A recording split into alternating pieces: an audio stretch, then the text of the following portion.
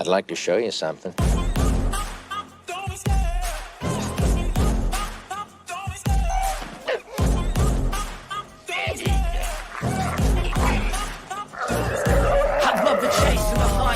The pace when I'm running, I always take what I want and I always give it 100. Don't need a bank, no I'm funded. Play the game like it's nothing. I'm always thankful for something. Don't take for granted, stay humble. Now wake up! It's time to look at the enemy. Look in the mirror if he is no friend to me. It's not working out, maybe it's the chemistry. It's time to break up so I can make a better me. Better believe in your mind, cause it's everything. You can mold, shape, find almost anything. All it takes is some time and some clarity to find your identity. It's mind over everything.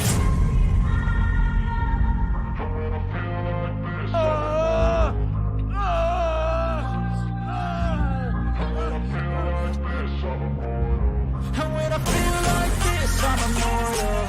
When I feel like this, I'm immortal. When I feel like this, I'm immortal. When I feel like this, I'm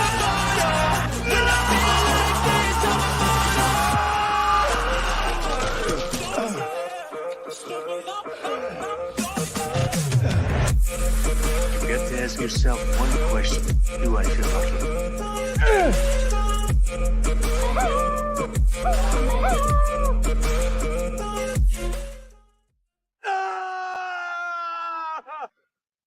Woo! Welcome, one and all, to the 137th episode of Toxic Tuesday with yet another Chuck Norris edition. This is the Delta Force. How you all doing? Thank you for being here early and right away. We have a huge crowd here. I love seeing that early and right away. This is freaking awesome. So yes, I'm absolutely ready. We're gonna blaze. I mean, we're going huge. I'm gonna blaze through these acknowledgments like I've never done before. Resist the Wolf, Grim Bars, Monkey Max, Aurora Uplink, Penny, Keely Child, FKC 2005, Darth Viewer, The Gilded King, Vince Womack, Shadow Chaser, Vulcan Lives, Jonathan Calroy, Keto Simple, D-Bud, Martin, 11 Alpha, Phoenix Knight Awake, Brian Bard, Kitty Bear, Davina Duckworth, Stephen Mac, Pino Shades, Helicopter 2 Words, and RJ Godzilla 81, and all lurkers who are here but don't comment. Welcome as well. Hope you all are having a good, decent Tuesday evening. Yeah, this could be a good fun one. We've done our fair share of Chuck Norris by now. We've done Lone Wolf McQuaid. We've done freaking The Hitman, Invasion USA, Missing in Action.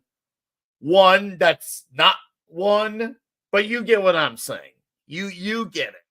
And now tonight we finally go to the Delta Force. And this is at a perfect time of the year of 1986, a year where Top Gun 1 was the, top movie of the year. And I'll tell you what, man, you look at that resume in 1986, it is the year of Americana movies. You had Top Gun, you had Heartbreak Ridge, you had, even though it wasn't an Americana film, but its badasseriness reeked of America in the form of Cobra as well. 1986, man, what a resume of movies. And this one seems to be one of the forgotten gems a little bit. So it's about damn time it gets some proper acknowledgement. And with me, we have a few dudes here to do that. So, unfortunately, I don't think we got our Dustin, and we don't got Backdoor Gerry and Tom Cars with us. But we got a few of our usual suspects and two first-time guests tonight. And it's going to be fucking diabolically huge. So, without further ado, and what's up, Steve? Hey, thanks for dropping live, man. Go hang out at Klobby's show. We'll make sure we bring some raid after as well. Hopefully you're doing well, dude. Thanks for dropping in. But we'll start out with the man who keeps the programming going. How's it going, Mark? Yeah, go well. Hanging in there. You know, it's been a rough few days for Clobbering Times, all his friends, and shout out to his family. And I'm pretty sure everyone knows that Mike unfortunately had a heart attack on Sunday afternoon. And Steve, who was in the chat, is a good friend. Good friend. Used to live down in Baton Rouge area. We're getting worried by the end of the show because he never misses one of my shows. No, excuse me. Or I he'd learned like for like just 5 minutes, and I'm like, okay, because I was doing responsible stuff at home. I was just listening in. I'm like, he hasn't shown up, and yeah. usually you make like a thing about, oh, Claudia will be here then. I'm like, he hasn't said anything. This is really weird. Yeah, so by the end of the show, we're getting kinda nervous, but you don't want to say like, "Oh, maybe you got a flat tire or something," or like, Yeah. but it'll tell you with your cell phones today too.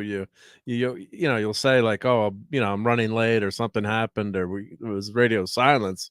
So unfortunately, in the morning, I got a message from Jonathan, his son, on on the WhatsApp answering me back saying, "This is Jonathan, please give me a call." And I was like, "Oh crap," something bad must have happened, unfortunately. So he's in the hospital now, and prayers and for Klobby, and Raquel and I are keeping the channel going until he can get back. And it was nice to get together with everyone, and yeah, so we'll try to have some fun tonight. But it's I know it's been a bummer, but he wouldn't want us to.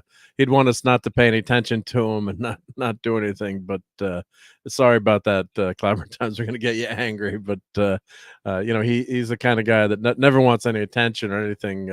Oh, he hates it. Going I his won't way. forget So he when hates it. he was trying to hide his birthday. Remember, I won't forget when he Yeah, was trying to hide his birthday, and Raquel told me about it. She's like, "All right, can you like send a raid?" I'm like, "Of course." And I talked to Controvision, I'm like, "Hey, it's Cobby's birthday. We're sending a raid." He's like, "Oh, what are you guys doing?" I was like, yeah. "Dude." It's his birthday. Yeah, he hates that. So hopefully this birthday, yeah, we can all celebrate again together. And he did, open his eyes today. So hopefully, God willing, that's a good sign. And we're just praying that he, every day, hopefully, he'll get a little bit better. But yeah, it's been tough for him. And there's a GoFundMe out there. We'll post that in the link. Yeah, we'll I'm sure post it in the chat. I'm We'll sure everyone's seen that. absolutely. Or we can really do, which he might not mind as much if you go to his channel, or if you just leave a nice comment. The family's reading all those comments too. But if you can, sub to his channel. If you can, do a super chat. If not, just leave a nice note. And we've been reading them to the family's been reading them to him, and the family's overwhelmed by, they're like, that many people know my dad or really like my dad so much, because we're on the interwebs here. It's like a second life, but Well, it it's a practically genuine is. thing. I Yeah, but mean, the family has no idea like how many people love and appreciate him, and they were overwhelmed by how many people were in the stream last night and how many messages he's getting on Facebook and Twitter. So that's all, passing that along. That's very appreciative. And the Jonathan and Ash, his kids were in the chat last night in the channel, so they were. I think that helped them too. That kind of support always helps people. So thank you everyone for that. Clobby, as soon as you're back, man, I need you. We had a Zack Snyder update, and I need you here by my side so we can Right? shred on how awful those new Rebel Moon titles sound. And I heard about those extended cuts, and they sound even more awful. So I need you with me, man. It don't feel right not having you around. I think it would be Clobby dishing on Zack Snyder the same way I think of that scene in Cap Civil War at the near end when Cap and Bucky are dishing it out at Iron Man. That scene at the end where they're both Yeah. giving a mollywop, but that's me and Clobby going after Zack Snyder in that scene. Plus, I got to Yeah. see the new Fantastic Four movie with him too. Oh, So I know. This when is that true comes out, too. yeah. He's a cornerstone of the show. He's been a frequent guest on Toxic Tuesday. Him and I have done several one-on-one shows on his channel. I've been on the Geekery a handful of times with him and Mark. It's been a while, but overall a handful. And of course, I'm on Yeah. with him Mead twice a week as well. So I see the guy 3 to 4, sometimes 5 times a damn week. And there have been times, or even after a show's over, him and I talk for another hour or so. It's happened. It's definitely happened. There are times where we've chatted as long as the stream lasted too. Yeah. It's awesome. He's one of those guys. That's not hyperbole or any of that stuff. This is the literal truth. So, anyways, Yep. yes. Let's get the other guys in here before Stay Clobby really optimistic gets for mad at us. Clobby. Yeah. Let's bring in some dudes here. We'll bring in a guy who I just met in Dallas last weekend for my very first time ever. The red shirt, our red shirt, just another red shirt. How's it going? It's going great. I'm just about recovered from that walk to Specs. Oh, dude, yeah, dude, I remember that. You're right. Yeah, but you know, you and I finally managed to pull something off we've been talking about for the better part of 2 years, which is to Yes. get going out somewhere, find pizza. And I gotta say, and I know I'm the guy who picked it, so I'm blowing my own horn here, but I thought that was a pretty damn good pizza. My plain Jane cheese was good, and I make no apologies. You all got your fancy stuff. Horny Elf got his weird eggplant pizza, and which he you couldn't. got your prosciutto. He couldn't give that. He couldn't give a slice of that pizza away. Not one person wanted to touch the eggplant pizza. I was laughing. I was trying to be nice, but man, I was laughing inside.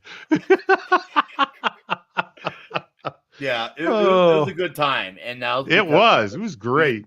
Horny Elf, Hayden showed up. Of course, Brahmable showed up. Met 5 picoseconds was there, wasn't he? It was cool. Yeah, 5 picoseconds. It was a good fun time. So yeah. Anyways, and of course Mrs. Red Shirt. But yeah, dude, it's a pleasure hanging out with you. I hope that's not the last time that we do it. Oh no, there's got to be a round 2. Agreed. All right, let's bring in that 70s rock fan. Hey, good evening. Well, it's always a pleasure to be here to talk about Canon films. And as our good friend Austin Trunick, who wrote the Canon Film Guide, said, if missing in action is the alpha when it comes to Chuck Norris action franchises, then Delta Force is the omega. So, and also one of the greatest date night movies ever, the Delta Force, released on Valentine's Day. So what a movie to take your date to. How romantic. How romantic is to that? get lucky, right? What a way to get lucky. Exactly. Chuck just cement the deal for you.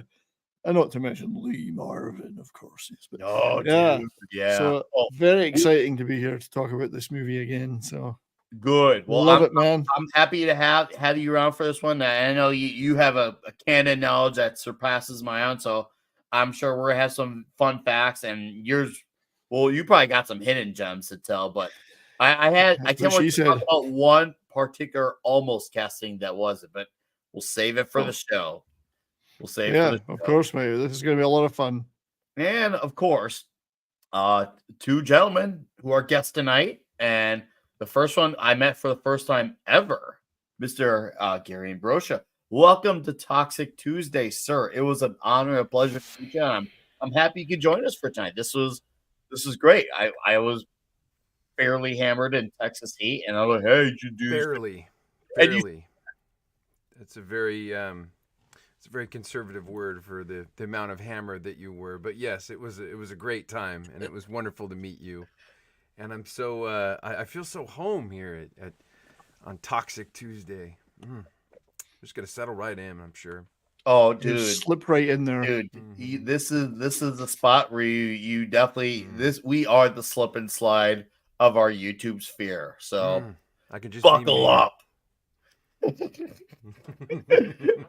Thank you for coming here, dude. And of course, another gentleman. You all know him. He's made some badass freaking sweet toys, and I got to cross paths with him once more. And he's been on the Comic Shop Talk a few times. This is his first time on Toxic Tuesday. And unlike O.J. Simpson, he will fit like a glove.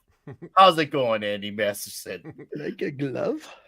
Yeah, Saturday was a great time. Saturday, got a chance to meet a lot of people that I hadn't met before. Ran into Max Von Priestley, Horny Alf, Midnight Mike, a whole bunch of guys that were Midnight Mike. Yeah, I talked to him in line briefly. Yeah, March 47, I met at the con. Yeah. Mark's a good guy. Yeah, he was a little, his neck was a little out of sorts, but he hung in there like a trooper. And we had Rob Wright with us, doing his, checking things out and making the rounds. It was a lot of fun. Outside of the jackass outside, it was a really good event. Actually, that was quite entertaining as well, watching him get hauled off. You know, I didn't even. I know you're. We talked a little bit briefly about it before show, but yeah, I didn't even see it happen. That's how insignificant all of it was because we were so busy, like just having fun. I was being loud and belligerent, which is expected of my normal broadcast. That's like the expectation. If I'm not that, what's the problem? No, there's a problem there. So I was just like, I didn't know until after. I was just like, oh. So yeah, I guess that's what happened when the elephant is outside the room, as one man said. So yeah, that was literally the case there. So So what I'm hearing though is, Nick, that you were hammered. You were like Paul Pelosi levels of hammered. Yes. here's my problem. Here's the Yeah. problem. I wish that was true. The problem was every time I got there, that Texas heat sweated it out of me. So then I became like I became sober like 20, 30 minutes off. I'm Texas heat, you're ruining this for me. So I'm like, now I have to double down. It was not paying off well. I needed AC to balance that out, but nope. The heat just says no. You in this heat, you have to be sober. I will not forget that Texas heat. We have a vendetta now. But anyways, let's get into the Delta Force with our boy Lee Marvin. It makes me want to salute every time you say the Delta Force. I just want to salute. I just can't help it. It's once again, as I mentioned, introducing in the show after the intro, it was absolute Americana type of movie. Once again, 1986, Top Gun, Heartbreak Ridge. This movie, it was all movies that had really American stuff. That really emphasis on America, military, badassery, absolute shameless, toxic masculinity at its finest. Might I? One of the original tough guys too. Yeah, well, thank you for 70s for this. These are his posters he put together. So this is the Lee Marvin, this is the Lee Marvin slides. So I was just uploading that so we could look at that. So yeah, he was one of the original badasses of Hollywood, I would say, right? Oh yeah, he was. That's a great movie there. The big Samuel Fuller, decorated member of the 101st. Yeah, and look, there's another ultimate badass of Hollywood up there, Mark Hamill. Hollywood tough guy. Oh yeah, internet tough guy. Yeah.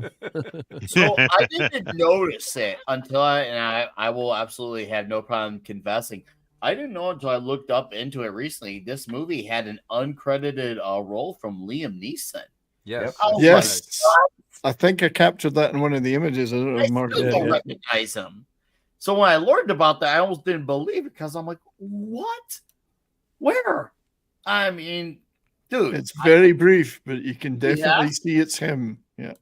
Maybe it's gonna be one of those. Once I do, I will not unsee it. It's probably gonna be just like that because it do like that. Look at how awesomely drawn these posters are. I love this style. Point Blank's a brilliant movie. Yeah, but Lee Marvin was a hard guy. That's just cool guy.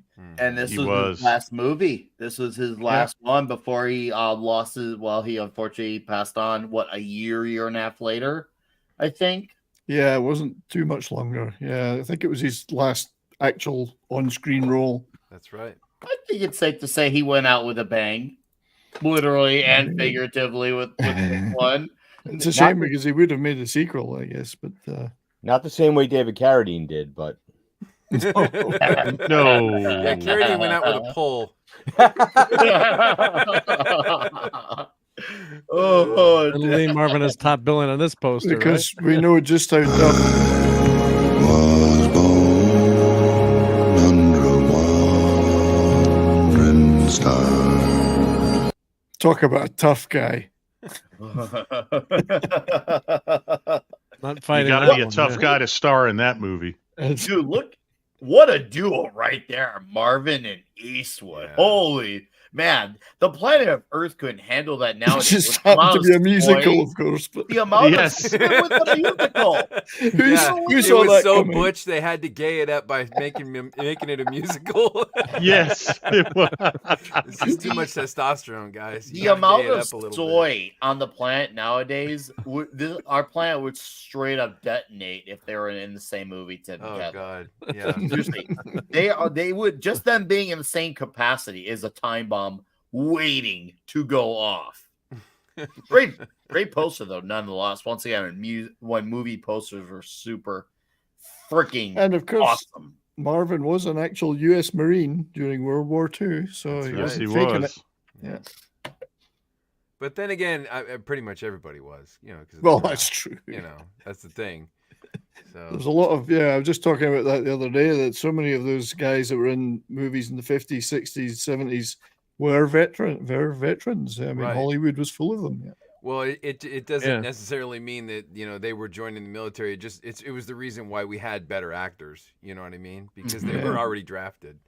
Well, Yeah. I think, you know, that's great you hit on that, Gary, because you talk about these actors as some we've talked about with comics, with all sorts of mediums. A lot of these veterans had these big life experiences. You know, regardless of people's stances on war, whether it's in the positive or negative, they all had life experiences that really shaped their perspectives on the world. And because they had that, they were able to pour a little bit of that into storytelling. Yes. Unlike nowadays, where people's life story is sitting at a coffee shop begging for validation on social media, these guys went out and lived a life. You know, some obviously not so fun, some had some really fun, but even the ones who had not so fun, and I'm talking about not fun in terms of like a bad outcome, maybe like losing a limb or having a shortened life, but they all at least have a story to tell you. And if they put pen to paper, you'd be engaged, or if you were right there with them, talking to them, you'd be listening. Yeah. So this is where this is set 5 years before the main events of the movie. So it's a little bit of an intro to. This scene actually takes place on the day that I was born. Oh, Is really? it really? April 25th, 1980. I was like, So- yeah. You were meant yeah. to be on the show then tonight. Wow. Sure. And yeah. I remember this vividly because this was that oh shit moment where, you know, America just, I mean, I think Jimmy Carter's credibility never recovered from this. The government's credibility never recovered from this. Eagle. Well, let's Claw. explain. This is the Operation Iranian Eagle hostage Claw. crisis, Hostage. and so the Yes. hostages were when Jimmy Carter let the Ayatollah Khomeini go back, leave France in exile, and I blame him for probably most of the world's problem, a lot of the world's problems these days. Letting Khomeini go back to Iran facilitated the Iranian Revolution, which developed the terrorist state of Iran, is about to develop nuclear weapons if they don't have them now. So this, when they took over the American embassy, I remember my grandmother from Switzerland visited, and I could count the days that she had visited because it ended up at day 444, and it was to the day that Ronald Reagan got inaugurated, when they said, well, maybe we won't mess with Reagan, and they sent the hostages home during the inauguration ceremony. Mm-hmm. But this was Carter's attempt at a rescue mission, but unfortunately the military had been eviscerated in the 70s, and you can't blame the troops, but the helicopters weren't prepared correctly.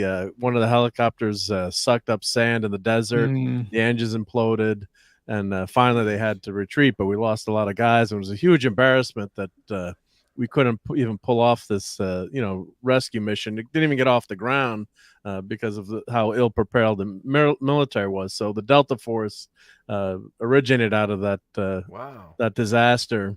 This sounds this so is- familiar.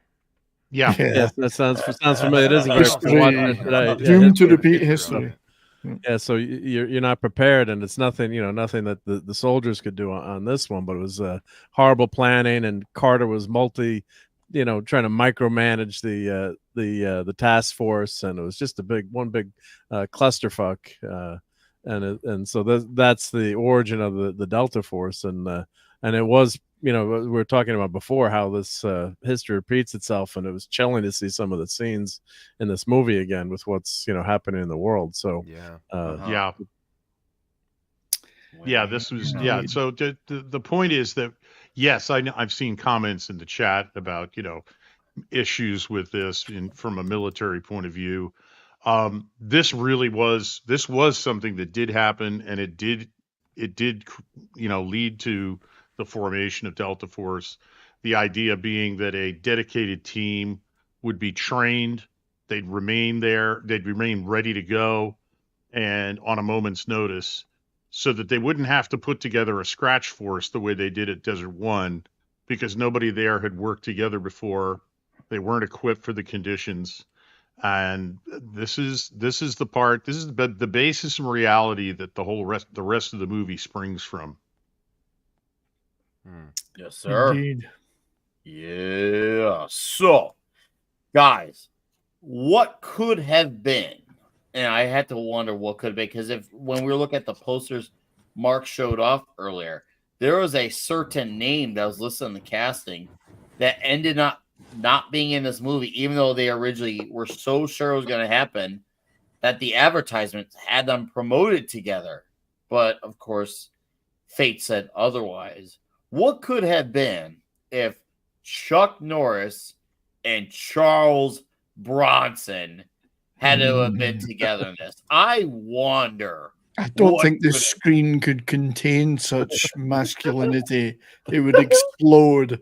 Seriously, like the amount of testosterone, like seriously, like man, like I just like I'm trying to. I feel like I.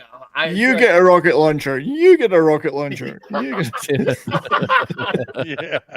The world would have ended, right? Yeah. Right. Yes. I think we lost somebody. Did we lose them? Straight up. No, I was Like, just rotating the screen. So- The planet could not be capable of handling that, and Put that's a what fucking graphic over my face.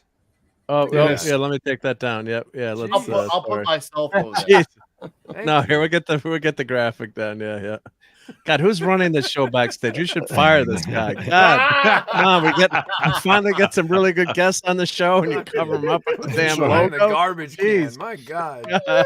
Thanks a bunch. I'll be back next week. This is how we get treated all the time. Yeah, oh yeah. This is every Shelley Winters, of all the people to be in this Shelley movie. Winters. I wouldn't think You of just Shelley Winters. finished swimming out of the Poseidon. At this Yes. Yes. Oh, hey. Eye Eye of the tiger yeah. stallion. Eye of the tiger. I'm Chinese. I was like, what? Now this was all based on some actual events, including the flight attendant, the stewardess gal, the German Oh, gal. really? That's right. Yeah. That was legit. The They were Ingrid telling her- lady? Yeah. In the actual event that this was based on, they were asking her, "Look, go around and collect all the passports of the Jewish passengers," and she said, Yep. "I'm not going to do it. I can't do it." And she, they forced her to, and she kind of hid him, and she did her best to protect him. So that's based on a real character. It's TWA Flight 847 hijacking. Yeah. Yeah. And she was a real character. Yeah. Yeah. Wow, I didn't damn. know that She until was the today. purser. Ingrid Harding was the name of the real lady. She was the purser on board. But It yeah. was a very effective, even in the A's, it was a very effective female lead, even though she wasn't like the one doing the heavy duty action that we see the boys do later on. I mean, Yeah. the movie is basically, when I watch this movie, I think of it as kind of two movies. It comes is. off like a really deep, almost like a thriller, the first hour. And then the second hour it's a Canon Those film. guys look Testosterone fueled. Yeah, it's a Canon film. That's right. Part Right. thriller, part Canon. But you're Dude. skipping the most toxic part of the movie. Yeah, in the 80s, if these two clowns got on a plane, they'd be beaten the fuck Yeah, down. but- Nowadays, they're like giving a free ride anywhere around the country, But But back in Robert, the 80s, They no. get paid by our own government to be on this plane nowadays. It's like, oh, you're hopping on board Right. here. We'll give you some money for it nowadays. Exactly. you couldn't Right. cast this like this now. Robert Forster is playing an Islamic guy, a Middle Yeah. Eastern guy. You Well, couldn't that's do that the thing. That's the thing. Manaheim Golan and Yoram Globus, they hated these guys so much that they cast their own people as terrorists and That's put right. paint in their face. Like. And Abdul who would have Wafat. thought? Billy D. man. Williams said we can do stuff like this again. So, you know, we should be listening to Billy D. Williams about that. I mean, he did give us the green light again. He gave us the we'll call it the pass. The pass Yeah. of I don't know of- how of- much street credit Billy D has anymore. I love him, but I don't know. He's getting up there. Yeah. I love I him. gotta but I gotta say greatness- though, I didn't believe George Kennedy would have his best role of his entire career in this movie, especially here at the very beginning. I was like, George Kennedy as a priest. No. Yeah, no. I'm not buying it. And It's the and at the glasses. and yeah, Glasses. the half tint glasses, oh yeah, they were like, oh please. But He's yeah, like the when he Max comes Zorin of forward, priests, you know. yeah, but when he comes forward, he has his best line of his career coming up. So when I saw the we'll just call him Terror Dude, he put the weapons in the like napkin holders. I originally thought what was going to happen because I didn't know when I initially first saw it that this was based on events that actually happened. I thought like maybe like the flight lady, maybe she was gonna go back there, maybe like hear someone saying up, hey, can I have some napkins, make like I spilled a drink. And then she was going to accidentally unplug a grenade. And I thought the plane was going to explode off. Oh, yeah. Yeah, that's what I actually thought was going to happen. And I was shocked that the guy actually ended up taking them out. I was like, oh, okay, this isn't going to be like that. I was just disappointed being a Canon movie that George Kennedy's didn't have a flamethrower hidden under his outfit, and the nuns and the nuns didn't have actual nunchucks. The nuns should have had nunchucks. Yeah. Yeah, with those rockets with a little crucifix on it. That's right. God forgives. But yeah, I do. you're right, Nick. It's two movies. The first part is the hostage drama, which is done as kind of viscerally as you could expect really such a do. drama to be, and then it goes, "Let's go crazy testosterone action movie." So Right. Yeah. It's total exploitation. It's like, look, this is a real thing, but here's what we want to do to him. Yeah. You know, and That's we right. bought it, man. When I Yeah. had first Yeah, seen the sec- this, oh, go ahead, Richard. Go ahead. The second half of the movie is wish fulfillment. Yes. After you watch That's right. after you watch the hijackers in the first half of the movie, you're like, I wish somebody would do something about these people. Yeah, it's coming. Just wait for Yeah. it. It's like Rambo 4. It's the same fucking thing. Rambo 4 pushes you to the absolute end of your tolerance. And then, I mean, it's like an ass-kicking fiesta at that fucking point. Yes. Burger meat flying all over the fucking place. The motorbike stunts alone are just superb. Oh, Dude. God. Martin Balsam was in Death Wish 3. That's right. And Psycho. Yes, another Death Wish connection Another and Death Wish another alumni. Canon film connection. Yes. It really is all Canon. They should have just done the Canon Films universe, and I would have bought into every bit of that being a universe. Well, Can you imagine this a has universe to, where- this has to tie in the Valverde verse, right? Refresh my memory. You guys don't know what the Valverde verse is? Come on. It links Alien and Predator to Commando Yes. and Die Hard. Yeah. Oh, I know what you're It's an talking. I've attempt heard to it. I link didn't know it was them, under yeah. that name. There's got I to know be a what you're way getting that at, this though. links to the Valverde verse because this movie fits right along with Commando to me. Oh, I could But see then that would He link with this John Matrix, Predator, John which would Matrix, then and link that it to giant Valverde. Lincoln log he walks around with. Can you imagine if freaking John Matrix is just walking around throwing Lincoln logs, and then Scott just rides up to him in his motorcycle. I was like, "Hey, are you John Matrix? We got some terrorists to kill." Okay. But this means kill them. this movie's in the Valverde verse then because it's linked to Commando, which is linked to Predator. Is it linked to Commando? I mean, Well, I'm hoping it is. This is I'm my just, wishful I'm thinking. just man. speculating. Yeah, because this movie I was has really the flavor hoping and the it was vibe of true. I Commando. was you hoping know. it was true. Right? I would help you kill the terrorists, but all that matters to me now is Jenny. Yeah. It's got to be a link to Commando somewhere. There's a way. We will link it. We will find a way. Sadly, Don't now bug though, my friend. He's a deep sleeper. as now we see what's happened to Alyssa Milano, maybe they could go back and edit that movie a little bit. Yeah, right.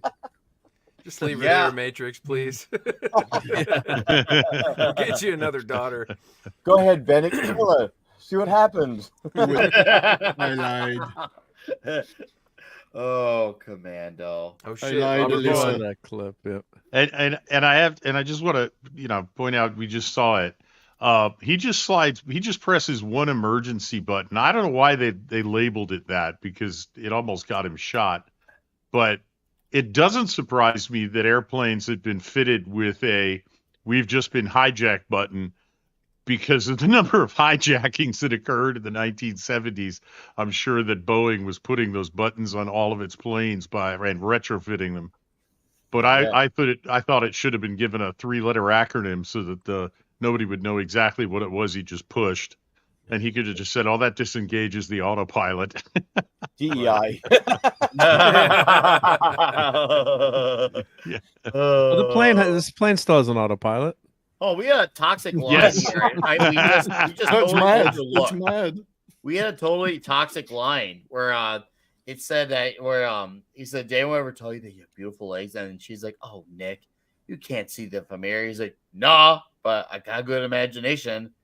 And then, well, I'm trying to just be nice. I was like, toxic line. If you actually think about it, in 70s and Red Shirt, and Mark will understand this. If you think about this, the first half of this movie is probably something Mad Mardigan would probably give a 0 out of 10. But I'll bet you the second half of this movie, he gives it like a 10 out of 10. Oh, no, the second half of the movie, he'd give a -5 out of 10 because he wouldn't be able to stop thinking in military terms, and the whole thing would just piss him off. Yeah, but but here's what he'd forgive that for, though, right? What? Come on.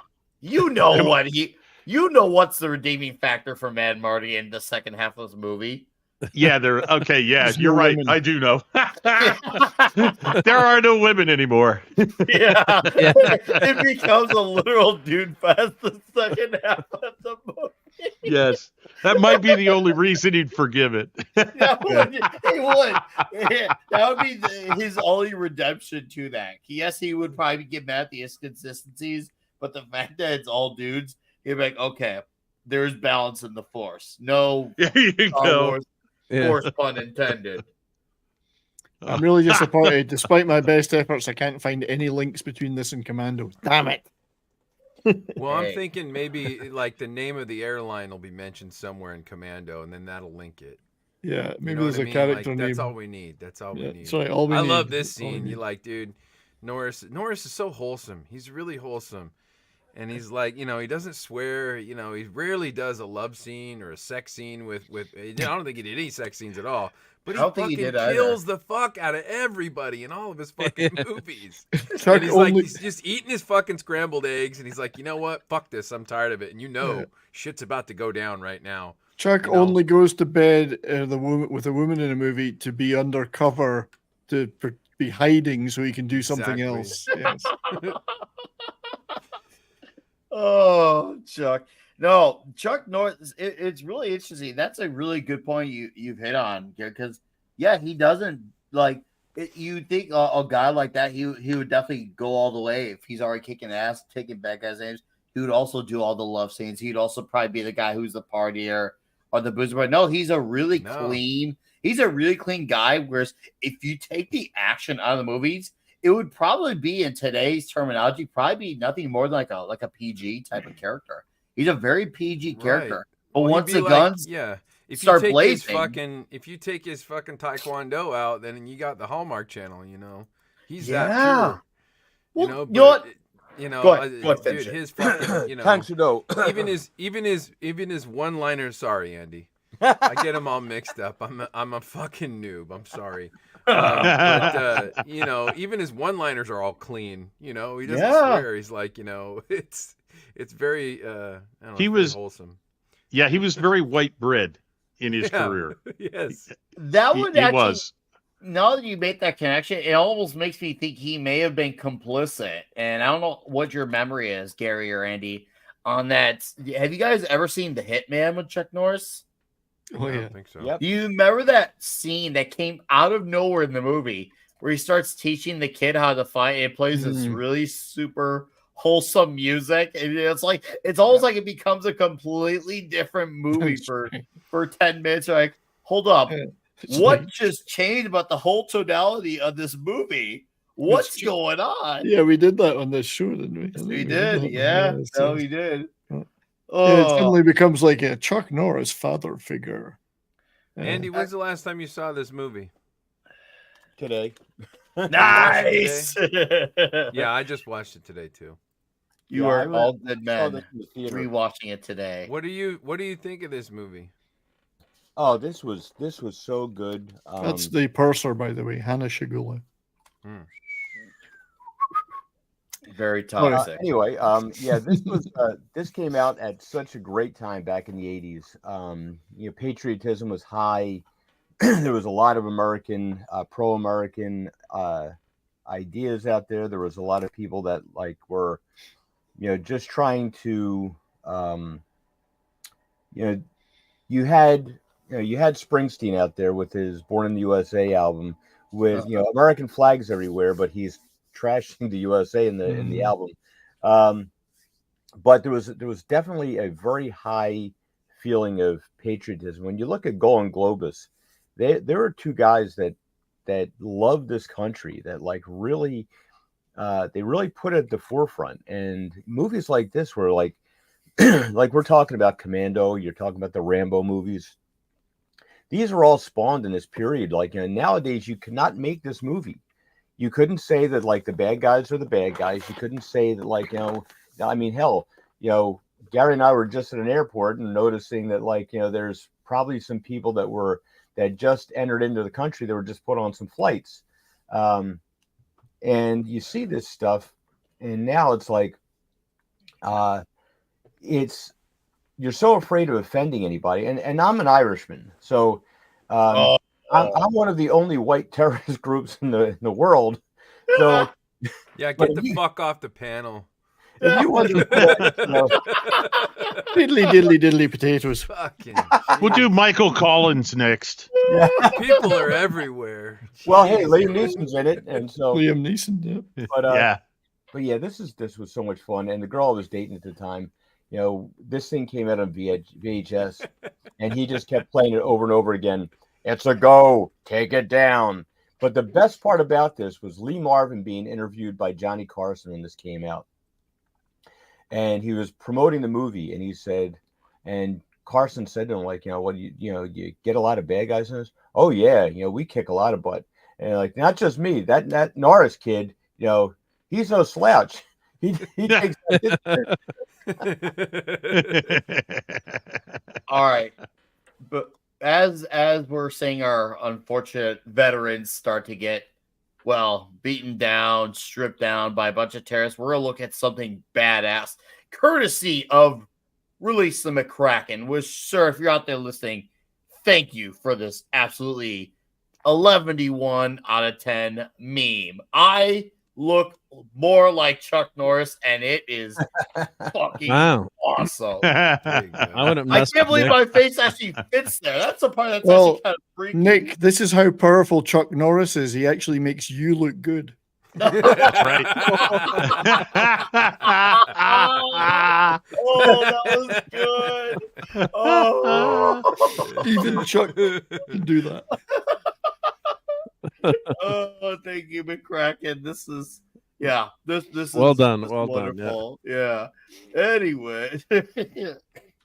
Oh yeah, let me go. The slides. There's a couple slides here. That was awesome to see. But this is important to the movie, I guess. Yeah, just when she says why she can't pick out the Jewish names, you know, said, "Don't you see I'm German?" And this, you know, was pretty. You know, you would think this is all in the past, but no, it's not, right? So not for the Germans. It wasn't. No, it's not for the Germans. Yeah, it still isn't.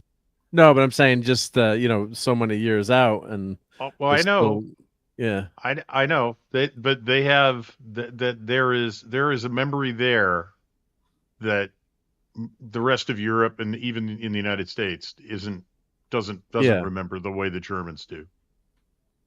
Oh no! So this was you know, and we always say, oh, this is just a Canon film, or it's you know, it's an action film, but there's a lot of heart to this film, and yes, and it's and of course being based on a true story, you know, it's even hits home even that much more. And of course, you know, as you were talking about before, part of the reason everyone was so patriotic back then, that's why I put this poster up, you know, put the famous Ronbo poster that and I put Nick on there, Nick Bo. But I had this poster on my my wall in college, and America was back after. Oh, the I was on 1970s. your wall. Oh man, You were my wall, but not as Ron Bo, not as Nick Bo. Yeah, but everyone had this poster in college, or because Rambo was was the deal back then, and America was quote unquote kicking ass back then. It was very patriotic time, as we said. The Statue of Liberty celebration in '86, the fireworks there, Great and Steve James there, by the way. Great Steve. and the James. military. Yep, and the military was really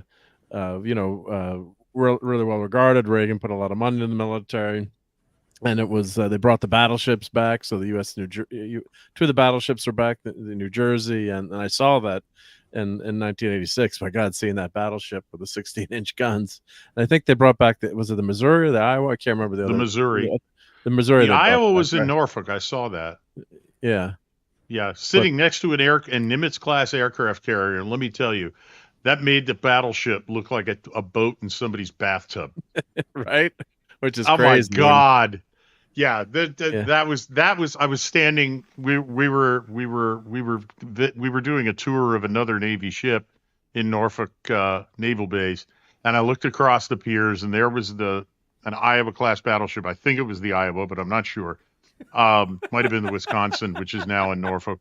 But there's an Iowa class battleship at the nearer side of the pier on one side of the opening, and on the next finger pier was a Nimitz class aircraft carrier where the flight deck was near the top mast of the battleship. Battleship, and I'm like, oh my God.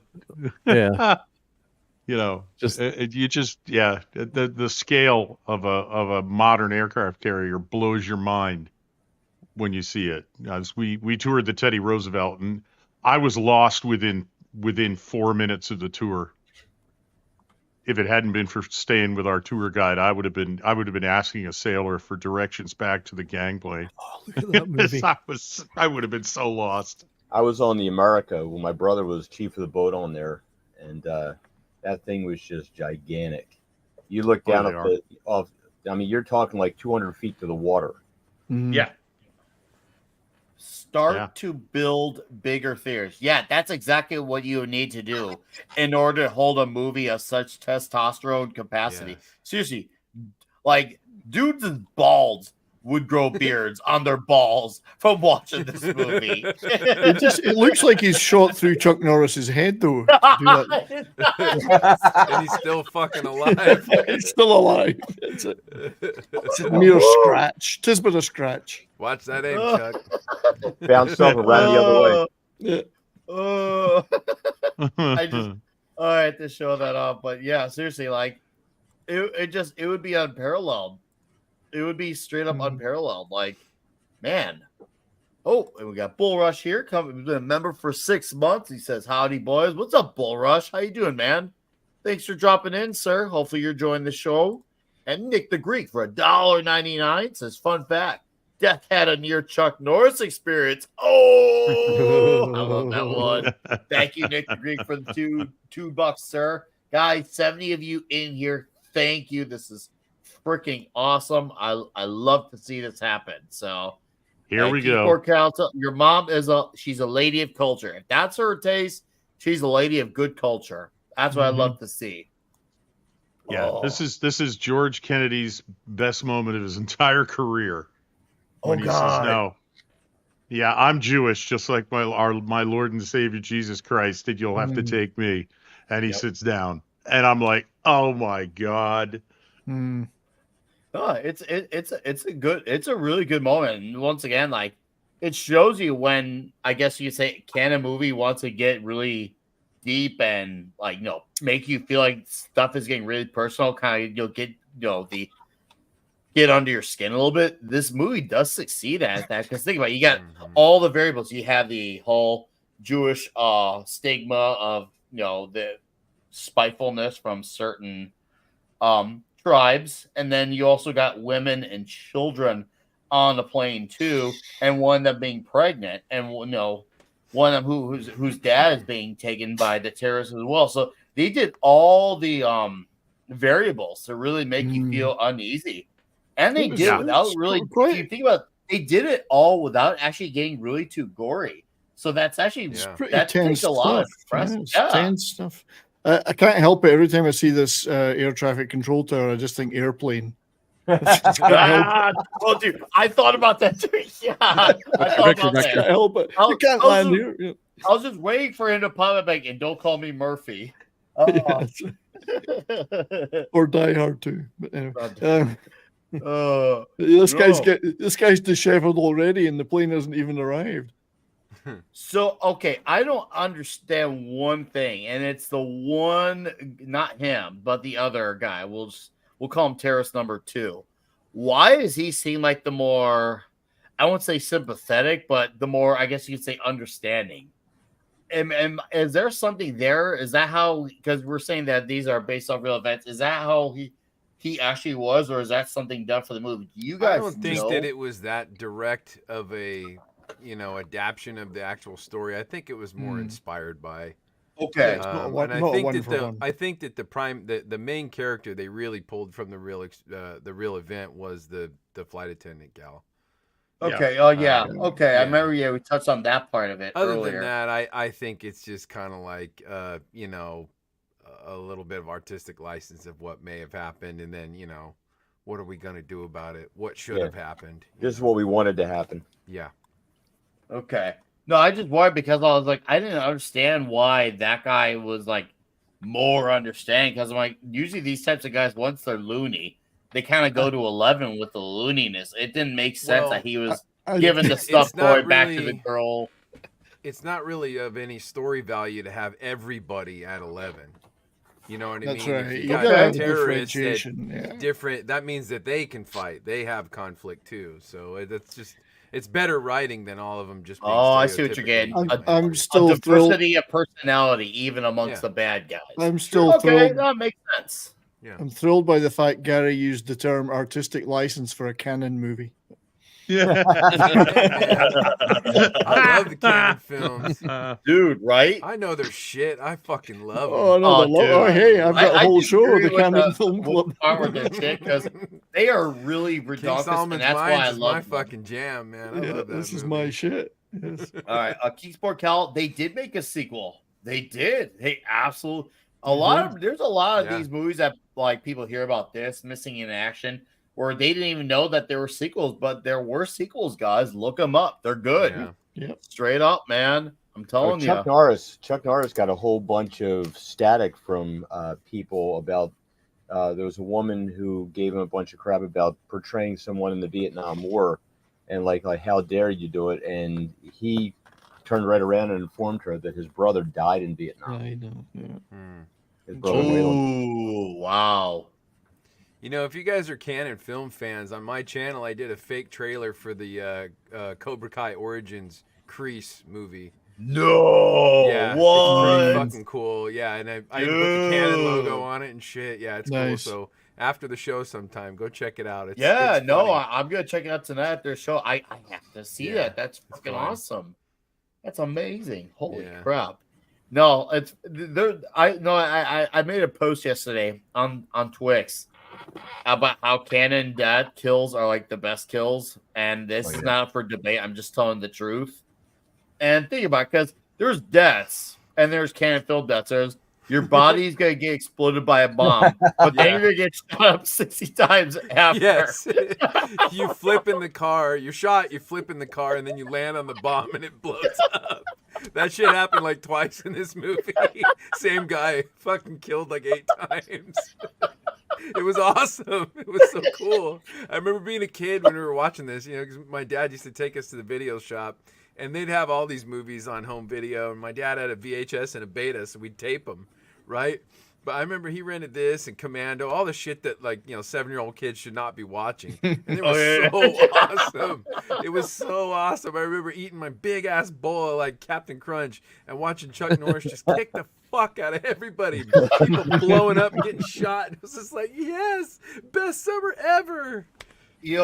I remember like a lot of R-rated movies were off limits for me, except ones that featured action heroes. And that was great because I remember discovering stuff like Over the Top early on. Right. I remember discovering Rambo and think, whoa, these dudes are all awesome. And to me, that was like the standard of what all movies were before I had a better assessment of movies in my life.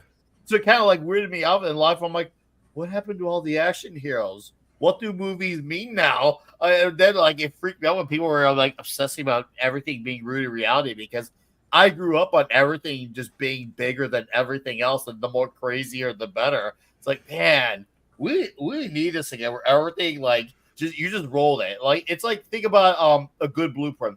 Invasion USA. What's the story about? Who the fuck cares about a Who story? cares? You're watching It's Chuck in the Norris Christmas title, yeah. movie. Now go watch it. It's a Christmas movie. Who cares? Yeah. Shut up. Or- Watch the movie. Get a giant bag of popcorn with a whole gallon of extra salted butter and watch the movie. Yeah. Or, of course, if you do it like I did with Invasion USA, which I told the story a few weeks ago, downing a fifth of vodka on a dare. I didn't finish watching that movie for 30 years because I couldn't remember what the hell happened. So and Chuck Norris defeated me on that one for many, many years. Yeah, so don't ever chug a fifth of vodka. It won't go over well. Yeah. Chuck. No, Chuck he's had all the awesome styles too, because he's had the beard. He also had it wasn't exactly a mobile. Whatever do he had was it in Enter the Dragon. And then he had the straight mullet in the Hitman. The mullet is the best. Dude, The the mullet. mullet. Well, let's be fair. There was probably a mullet wig. No, Chuck can grow his hair instantly to whatever he wants it to be. Yeah. Well, yeah, of course. My favorite piece of Chuck Norris celluloid is when he's jumping off the little Vietnamese hut in Missing in Action with the 2 grenades in his hand in slow motion. It's my favorite. This is my favorite thing. Don't we have that clip, Mark? Oh, we have that. We do have that clip. I've seen it. Flicking off the fucking grenades, and he's like, "Yeah!" It was so awesome. I think it's under this. I think it might be under. Sorry, I had to switch overlays here, but let me take that off. I was saving all the mad stuff under one because we had so much stuff. Let me see if we have it. Oh God, that.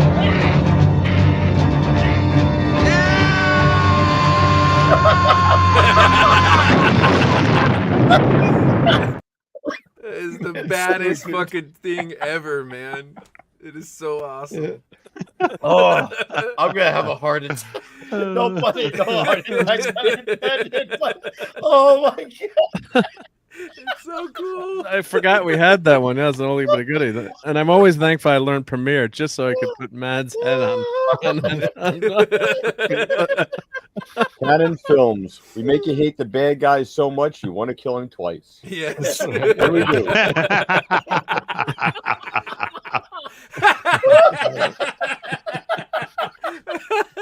Well done, Andy Masterson. Good one. Oh shit. Oh, Yes. I'm not crying. You're crying. Yes. Oh, yeah. The badassery just brings tears to our eyes, man. It's so Oh. epic. I got to drop my camera. I need to maintain my composure. In a moment.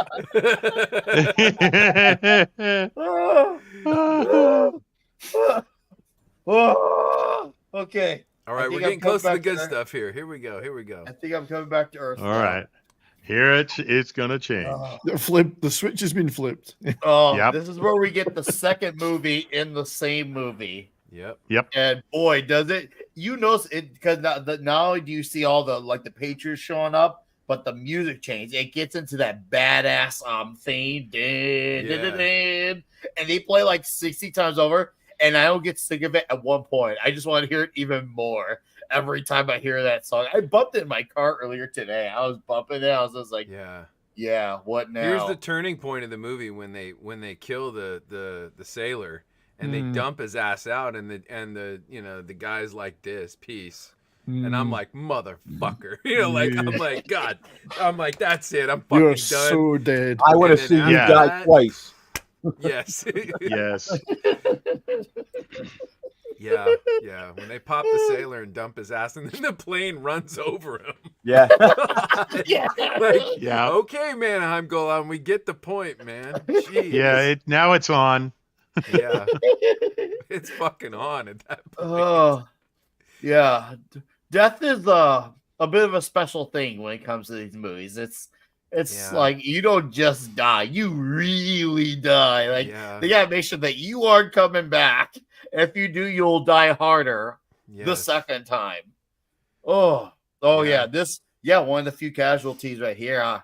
And you know, it was a good way to make it feel like, okay, this is when the guys are an actual vital threat, because you know, people always will think a happy ending's gotta have no losses. And yeah, that's nice in a perfect world. But if you want to make these characters feel truly credible in terms of how dangerous they are, well, sadly, a casualty or two is Look at that shit necessary right there. for the story. Smart ass motherfucker. Oh, I know. Oh man. I want to punch him. Fucking, And he's just a movie character. I want to punch him. Yeah. I see him just like, oh, dude. I feel like I freaking want Chuck Norris his ass. Yeah. Yeah, I think you can tell it's obviously before CGI that it's a dummy there, but who cares? But and it's a real life death. Hey, that's what a dead body Actually looks like happened when in it real falls life, out. yeah. I see that. Yeah, shit I was on gonna say Twitter last all time the I checked, time. when dead bodies flop, they freaking flop. I mean, Yeah. it doesn't take them to be just a puppet. But I get your point, Mark. But yes, they can get floppy too. That sounds bad, but you get what I'm saying. The bastards, As this far is as a real flop is concerned. the real life guy in the Navy. Yeah, they killed the guy in the Navy. Yeah, they did. Yeah. Yeah, Action bastards. Con points out in the chat that really did happen. I didn't know that. That Yeah. makes me more fucking mad. Yeah. And the interview that's coming up too. I mean that really happened too. So with the the press on the tarmac, that all happened. They were trying to smuggle people into the press. If I'm remembering, it's years since I read about this, but I think they had undercover people in the press too. But yeah, so a lot of this really did. It's a movie, but a lot of these actual events did happen, and people were infuriated. I mean, just God, the uproar when that happened, when that the crewman got killed in I think they were Navy divers. I think the sailor, the sailor when he got killed. I mean, there were a few people got upset by the movie because they thought Canon was just a bit too close to the bone and a bit too close to the real events. Well, And, once again, they got upset by elevate. It's a way to elevate the villains. Like you gotta show them that they're an actual genuine threat. Because if you don't have them have a genuine win for the bad guys, it just feels like, well, then the heroes are kind of a Mary Sue in the sense that they have absolutely no weakness. But the closeness Nick, to the but real he event. done it in a different way to where it wasn't so dead on to like exactly what happened. It was dead on, and a lot of I mean, people it was, didn't like that. Yeah. I get your point. I mean, I guess it's just how I see it versus you guys see it. Yeah, but you could argue it is on the nose. I'm just saying, okay, hey, I guess that they want to be somewhat accurate to what happened. Okay, I mean, I'm fine with it. Yeah, but Roland and Globus I'm not saying I'm not fine with it. I'm saying that's why he's 70s is saying that's why people were some people were like, you're just cashing in. It's too close to the real thing. But Golan and Globus said we want to show what actually these people are all about. We want to show what they're all about. And they wanted to cash in. So, they wanted to cash in. Oh, of course. The only time I could have ever wanted granted, it's not based off a real life thing, but if I were to ever actually want a scene change, was probably from, let's just say, that scene in Death Wish 2. That's about it. That's where it starts and stops. Other than that, no, a movie's a movie, art is art, even if I hate it. Well, people were very sensitive about this because the real event only happened a year before this movie came out. Yeah. Wow. So it was too fresh. Yeah. For some people. Yeah. And that's fair. I can see that being, Yeah. When it's so fresh in your mind and you're still not mentally recovered, I get that too. I do. That's why they made the movie, though. That was that's Globus. That's what they do. Yeah. So. Yes. Plus, it did portray the ongoing chaos in Lebanon, which was, at the time was in turmoil. So there's that element. That was a shooting gallery. Yeah, I there mean, were five. It was like 5 different factions fighting over Beirut. Mm-hmm. I mean, it was literally this is where the CIA station chief got snatched. Mm-hmm. I mean, nobody was safe in Beirut at that time. That didn't matter who you were. Yeah, and if you want to read something that's actually, ironically, sort of funny, read P.J. O'Rourke's Holidays in Hell. He has a whole section there where he was a foreign correspondent in Beirut. Oh, jeez. Oh, Yep. wow. Yeah, I mean, Beirut used to be the Paris of the Middle East. It used to be a gorgeous city. I think there's a line in the movie, one of the captors mentions that or says that, and it just, in the 50s, it was, considered, one of the most beautiful places in the world, and went to hell in a handbasket with the revolution. So, yeah, very sad. And even today, it's, what's going on there in Lebanon, and it was the Riviera of the Middle East. Indeed. It was literally a beach resort.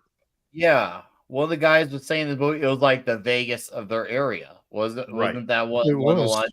Yeah. Yeah, it was like their version of Vegas. Yeah, tragic. I see Matthew. I want to highlight Matthew Scott because that shot. If you go 2 frames back. Yeah. Go 2 frames back. One more. Right there. That shot was directly taken from some of the actual news footage of the event. Shit. Yep. Yeah, they got that square on. So he really was trying to basically tell this story as close as he could, I guess. Because I did see that. I saw the making of this today, and they showed footage of the actual event, and it was that exact shot right there. Oh, damn. Yeah, very interesting. Yeah. All right. So Matthew Marzullo put, a lot of Americans are very upset when both the United States and WTC came out due to the freshness and trauma on Isla. Yeah, it kind of reminds me of when the World Trade Center got pulled from the Spider-Man trailer and the Spider-Man posters for the Tobey Maguire flick. I do know some people who have that original poster. I remember when that trailer was on theaters too, and I remember some people were like, oh, no, I get why they removed, but then there were some people who they should not remove because that's how you kind of deny history. There's good arguments at both ends. It's hard to think where I would be at. Maybe at the time I would have definitely been more against it because it's still fresh in my mind, but in retrospect, we do want to acknowledge pieces of history. So I guess I'd be a little bit more open to it now. And by the way, if you notice, yes, the cockpit door is locked, but it's not armored. That happened after 9/11 because prior to 9/11, the feeling was if the hijackers can route the plane somewhere like happened here, then you can go and try and rescue the people aboard the plane. Whereas if you lock them out of the cockpit and they can't access it, they'll just start putting bombs on planes and blowing them up, i.e. Lockerbie, Scotland. So they when the idea of hijackers taking over the plane and flying it into something, 9/11, changed the calculus, they started armoring the flight deck doors. So Mark, different go ahead, philosophy. Richard. Yeah, sorry, Richard. Yeah, just different philosophy of security. If it looks a little strange to people today, it's because the idea was, well, they're going to, we can't stop everybody from getting on a plane to take it over, so we're going to have to deal with it after they do. And that changed after 9/11. They decided, no, we can't let them do that. I remember this Shadow Chaser, by the way. I remember that Dream Theater album cover. I remember that just like it was yesterday. But go ahead, 70s. No, I was just going to say, Mark, I have the definitive proof clip that Chuck is actually Canadian, not American. Oh, yeah? We're claiming him Canadian. I've just got it. You can play it. I have it in there. Oh, you have it right. Yes. Yep. Let me pause the show here. Definitive proof as a Canadian citizen is one of us.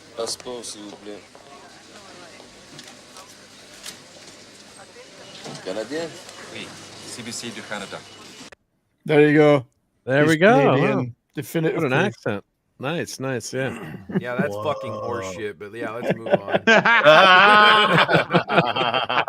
I think what Chuck Norris actually did in that scene was he officially annexed Canada into the United States. There you go. Into his passport. Norris has the authority to do that. He had it in his hand. He had the whole country in his hand. In that scene, were they sneaking weapons in, or did they not bother? And when they had through the lenses, they had their weapons in the. I think they sneak some stuff in. Yeah, sneak some stuff in. Yeah, but Chuck Norris doesn't need any weapons, so I guess he can just He sure likes that fight Uzi, with his hands. Though. He loves. Yeah, it does like that Uzi. He likes the small guns, right? Makes him look like big man. That's right. He was actually playing a French Canadian, not even a Canadian. It was yes, Quebecois. it was Quebecois. Yeah. Pinochet's helicopter tours for $2 says Beirut were Mossad dressed as women for Wrath of God. Did I read that all correctly? Yep. All right. Well, yeah, for the Wrath of God operation, yeah, they posed. It would the Mossad, yeah, they posed as women with the with the burqa on, which makes it a little bit easier to do, and they had a lot of special operations using that technique. So become go undercover that way. It's quite easy for not easy, but the burqa kind of facilitates that kind of operation. Yeah, now we get the excellent car chase sequences. Oh, dude, yeah. This is like the triple death for the guy in the Jeep. It's fucking great. They chose and the terrorists chose the only vehicle slower than a VW camper van. I love it. This is what I love about movie car chases, particularly Canon ones. There's a strategically placed watermelon stand, a strategically placed bud collection of water bottles, phone booth. Yeah. Now I know where Top Gear got all of those. The broken down car in just the right spot. Pinochet's helicopter tours for another $2 says Tony Mendez of CIA used Canada to take blame for Argo. And you guys got respond to that one. I couldn't tell you anything else. That was the Ben Affleck movie. If you saw a few years ago, yeah, I saw the movie. I wasn't sure if he was referring to that's that. what he meant. Yeah, the Canadian intelligence or something. Yeah. Which is an oxymoron. I was gonna say that. Ouch.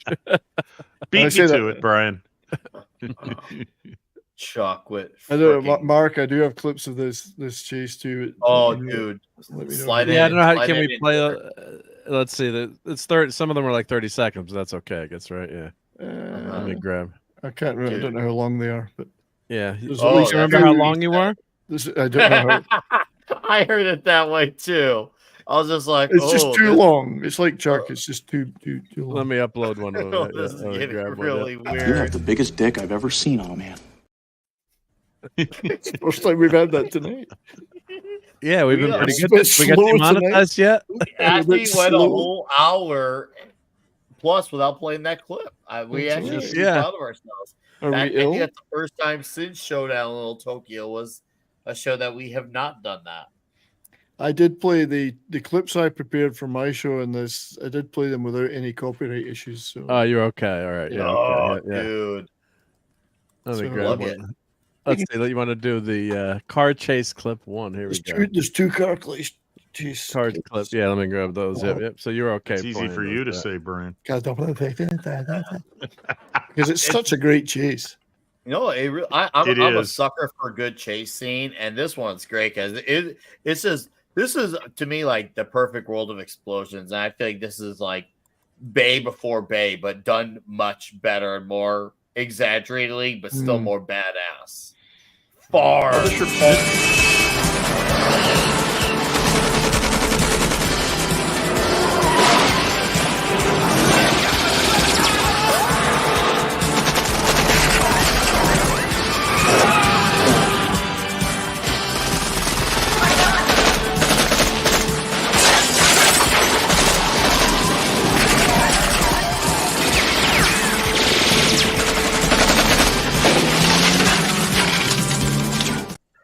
The watermelon death.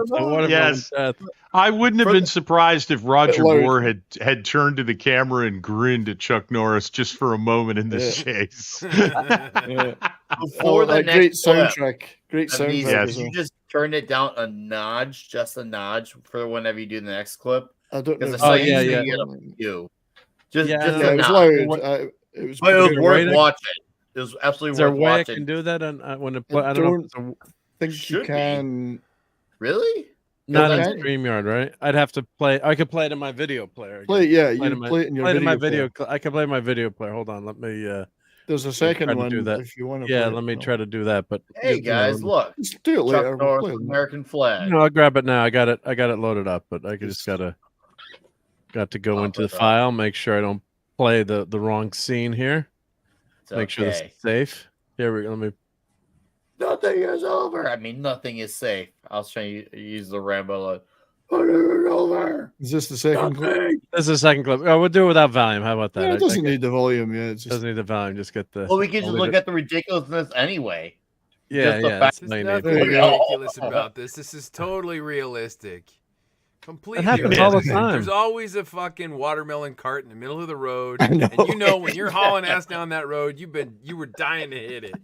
Like Like, some I'm poor not- one of these watermelon fucking times, vendors. I'm just gonna boom. Look at this fucking That's, asshole. that watermelon vendor will starve for months now. Yep.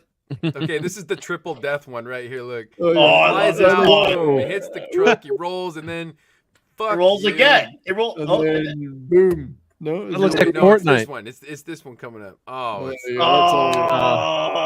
oh no! Oh, we got- It was the third one. It was the third one. Oh, now we're getting to some really good stuff. Oh yes, the motorcycle with the rockets. Yes. Oh, that was Oh, great. Yes. Yeah, I figured that's a good one to play, right? That Yeah. is a good one. It's a great. There he Oh, is. dude. See, he's Dude, got that fucking look, yeah. all black, but fucking American flag on the side because we want him to know who Yeah. did this. Right. It's not Just me, one it's him. Gotta pay the toll. What's going on? Why'd you say no? But I have Easy Pass. Oh, Oh, no. Durka. Chuck Oh Norris shit, is you're there. fucked. The Just a zoom. guy. Yep. Zoom. One guy. Ala Durka. Sherpa. We're having jihad. Look at that. Oh, fucking, they aim. Yeah. That's right, motherfucker. Oh, man. That's cool. Eat That's so Raytheon, motherfuckers. Chuck knows how to elevate.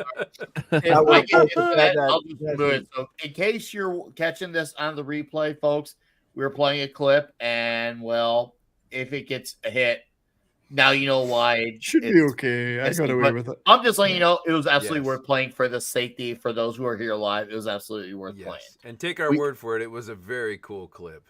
Oh, I mean, You'll never don't see have it to take a again. word for it. You can just see what was going on in front of you. You can't deny that badassery. Yeah. Seriously, like, man, I just feel like I want to go out there and fight now. After I see stuff like this, I feel like I want to go out and You want Join to go out the and kill club. terrorists? This movie made you want to sign up. Yeah. Yeah, And this it's is like, after the draft, so maybe that's why they made these movies. I know I'm Yeah. jumping ahead here, Mark, but I wanted Gary and Andy to see this image before because I know they have to go at a certain point. This is the actual bike. It's got rocket and mortar. Fire left, fire right. Yeah. Excellent.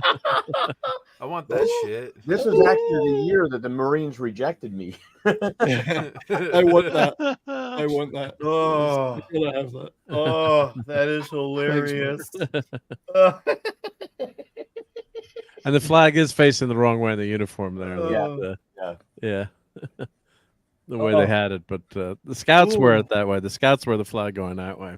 And actually, I had one serviceman, I know someone in the armed forces say, "I like the flag actually going that way in the scout uniform. I don't like it the other way." But yeah, that's the way the armed forces, because it's charging into battle, not Now, away from the battle. Is the reason. About the American patches, they were all slapping on almost like it was a sticker. Don't those things need to be sewn on, or is there something? Because I'm not like knowledgeable on military gear. Is there something I'm missing there, or was that just done for the sake of the movie? Well, I don't know if that's I'm not never was in the military, but that's how they might have done that. Yeah, well, their patches are facing the wrong way, but I mean, you could use Velcro to snap them on it, and it's also to prevent if a night raid, I guess, so you're not seen, I guess, keep the patch. But I guess this is just like this is like we're America, F you kind of time here. We want you to see us coming.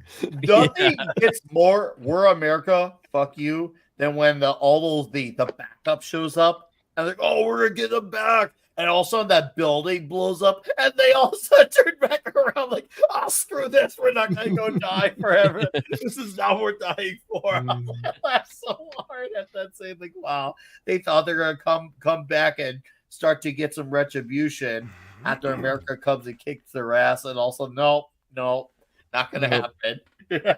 Not gonna happen. Oh, apparently the the blue field being in the right side is reminiscent of the cavalry charge, because as they charged, they would hold the flag and it would be blowing backwards. Yep. So Right. now that's worn on the right side now as an honor to I think veterans who've died in combat. So, okay. but yeah, I think it has something also to do with probably deployment status or something, or if you're in active combat or not. But that's where it originally came from, because as the cavalry would charge, the flag would point backward because they're charging forward. You're going in towards the enemy. Yeah, you're not retreating. Yep. The more you know. What a name. Fuck Norris. Well, it gives him a lot of kids. Fooch, it's Fooch. Fooch. Come on. Yeah. Oh, I thought that was them trying to cover up. Well, no, it could be it. Trying to be sophisticated here. And failing. I've actually only sworn a few times on the street. This is actually really good for me. Let's be fair. This is probably I've only sworn like 2 or 3 times tonight. So this is actually rookie good numbers. You got to pump them up. Yeah, I've actually maybe it's a Chuck Norris good boyness. It could be. Yeah, a little Chuck's rubbing off on you. And And I gotta say, that's professionalism there, crawling into a Lebanese sewer. Oof. Gotta smell bad, I'm sure. That will stay with you forever. That one. I'm sure that water is full of shit. I'm sure. Yep. Ugh, definitely got. How long can you hold your breath?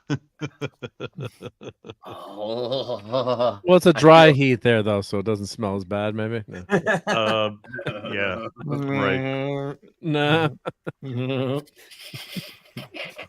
I've never been to Lebanon, but I've spent a lot of time in the Middle East. You know what? I'm glad. Speaking of, it's actually impressive that they actually managed. I think they got the entirety of this movie filmed in Israel. I think not just most of it, but like absolutely all of it. That's cool that they are. For all the fun, and we don't ever really give Canon films a shit. I said fit. But we always acknowledge how fun it is, because a lot of things are not realistic. But I will give him credit for the things when they do try to go for some elements of authenticity. Filming in Israel actually was a really awesome idea, because you want to make it feel like you're really living in that world when you're part of all the badassery. And yeah, it's like, oh damn, this is actually cool. Of all things that they want to try to be, besides some of the events being depicted, like the guy with the gun that you guys Gerry, you're mentioning earlier. That's cool that they are trying to have some elements of that, because they're not really known for authenticity, but we definitely will give them credit where it's counts for a studio that's not known for it being that, considering that, and on top of it, where it was once again 2 movies: the thriller movie and then the Canon movie. It's the closest to cinema verite that Canon will get. Yeah, I was gonna say. Yeah. I don't really recall any. Or sorry, not any, but many. Actually, no, hold on. You can maybe make an argument for moments of Over the Top. Over the Top had some deep moments. Oh, some. Well, shouldn't forget, this movie had more of it. This movie definitely had more. I mean, Canon did have a strand of art house movies as well, like Barflies, that were pretty realistic for a certain point of view. They weren't action movies, so in terms of Apple. The Apple's mental. That's a crazy movie. Bizarre. Did they have good? I really liked it. Oh yeah, I love the Apple. I mean, it's so cringe, but it's actually says something. Yeah, it kind of reminiscent of what's going on now. It was an early Canon musical. Yeah. It's a very current film. Was it the first or second Texas Chainsaw a Canon movie? The second one was a Canon one. Okay. And it's funny. I love that. I love that movie. I love the. I'd have to rewatch it. I only saw it once.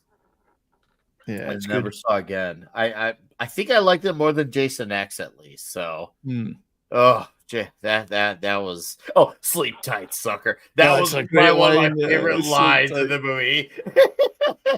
That's one of his few. Because if you think about it, he doesn't there's some movies where he has quite a few good one-liners. This one, he has a little bit less of them, but the ones he does have are really good. And Scott McCoy, he has got a few. there's one yet to come that we'll see it when it arrives.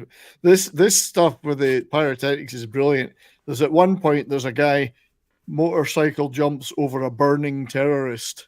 It's just he's already on fire and he's shooting at him from the. Well, there's another one where there is like something about on the radio. It's like, and I didn't know you spoke Arabic. Then Chuck's like, "Well, if you don't get out here, we're all gonna be speaking it." I was like, well, this is good. This is the great stuff. I don't know what's hit them. The American, he's here, and all of a sudden, like, are you the American? And just shoots up the freaking and the comments.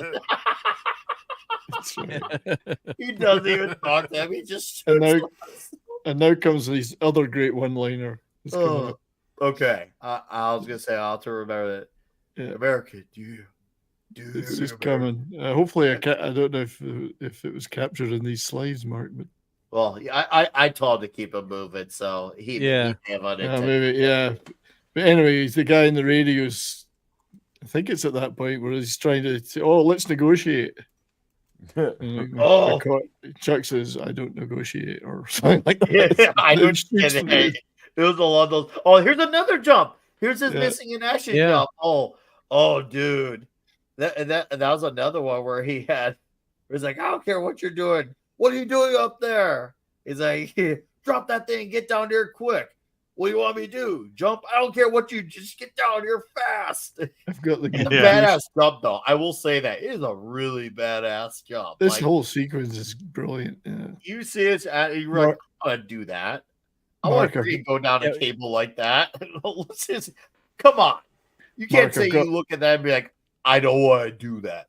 What kind of man are you? I've got that clip, Mark. If you want. Okay. Yep. Yeah. Let me get turn the volume down a bit. American, do you hear me? I want to talk to you. American, I want to negotiate. Do you hear me, American? Loud and clear.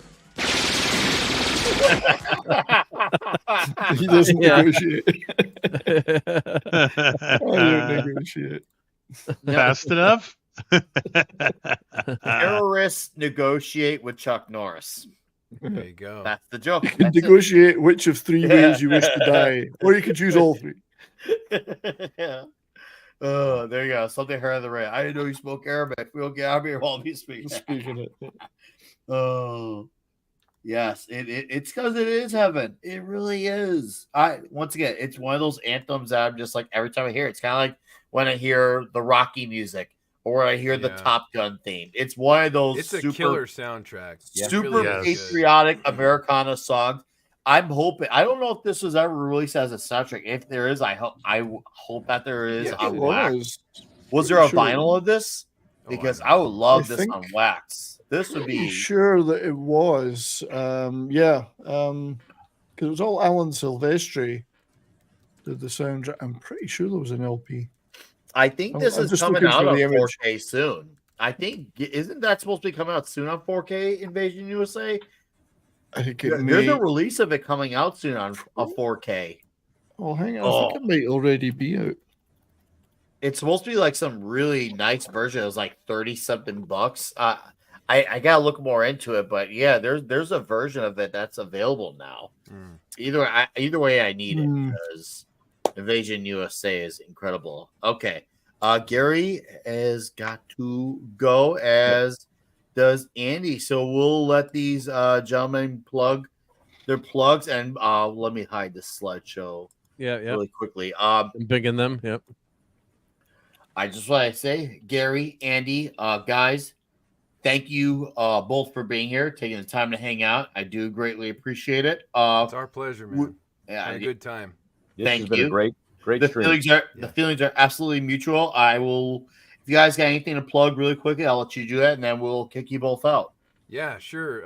Let's see. Got my own channel on YouTube here. I think we're on YouTube, right? This isn't you are or TikTok or something. YouTube, yeah. You can find it at Gerry Ambrosia. You look up my name.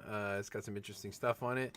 Also, you can see Brother Andy and I on Pop Culture Breakdown with Dictor Van Doomcock every Wednesday. For me, it would be was at 5 o'clock Pacific time, and then That would be 8 o'clock Eastern time. So yeah, check us out.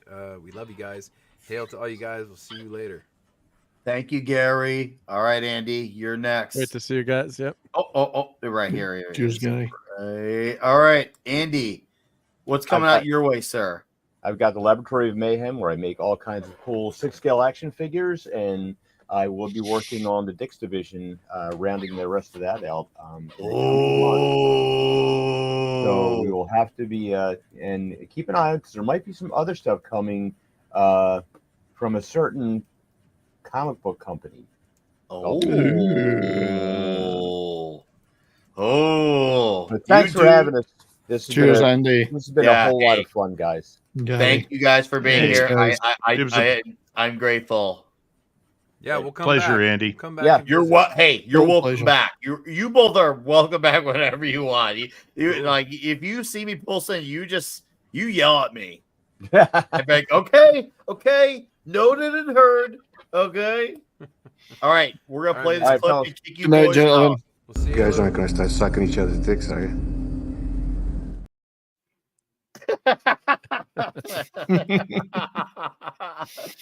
Now we finally got it going. Yep. Let me put Andy's Masterson's Thank website you, in here, Gerry. so everyone Thank go you, sub Andy. You guys sub to seriously our were. buds here. You guys were definitely very great guests we had on this show. Very, very contributable to this channel. I'm really, really happy we had them on. And yeah, we'll definitely get them back on, guys. They were absolutely very fun to both have on. That was awesome. We love when we have guests that are really contributable to the show. That's kind of the whole point of it. So yeah. And great thank you, guys, great guys. Yep. Oh, yeah, that's great. to Andy's hang out. Masterson and Gary Ambrosia. Well, Andy, of course, with his figures, and Gary has so many movie props. It's amazing. He's Dude. Well, I was on Yeah. a meet episode with him. I think it was like a year ago or maybe a year and a Unbelievable, half ago. And he was showing off. I was like, I remember I had my camera off and I remember just thinking in my head, like, holy shit. This guy. Yeah. Absolutely freaking awesome. Anyways, let's finish the rest of this movie off strong. The final four dudes. Because I'm just gonna do that because I can. Basically, I'm just doing a Team America parts here.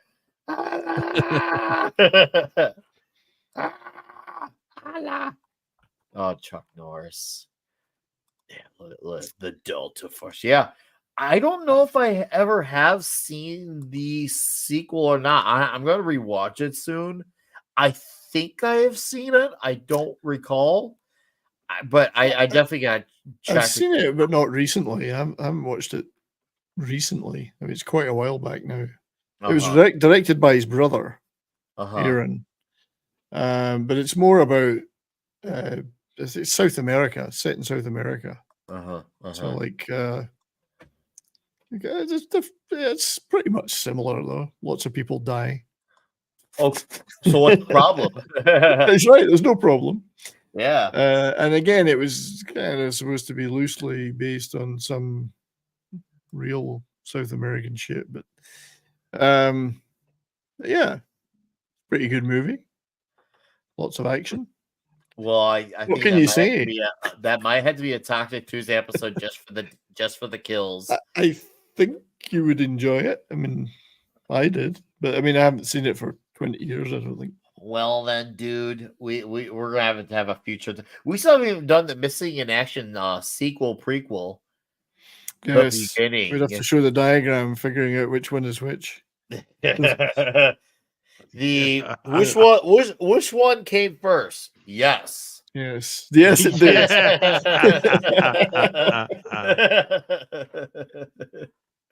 Oh. Elite Commando Strike Squad storms an isolated San Carlos fortress to battle iron-fisted cocaine. Dude, that sounds exactly. It's fun. It's just what you would expect. It's what you would expect. You know, just remember. Can you imagine if someone who grew up on movies that are like ultra rooted reality, like how would their minds handle watching a movie like this or Invasion USA? They'd probably freak out because of how outrageous everything is about these movies. Why are everything blowing up *4?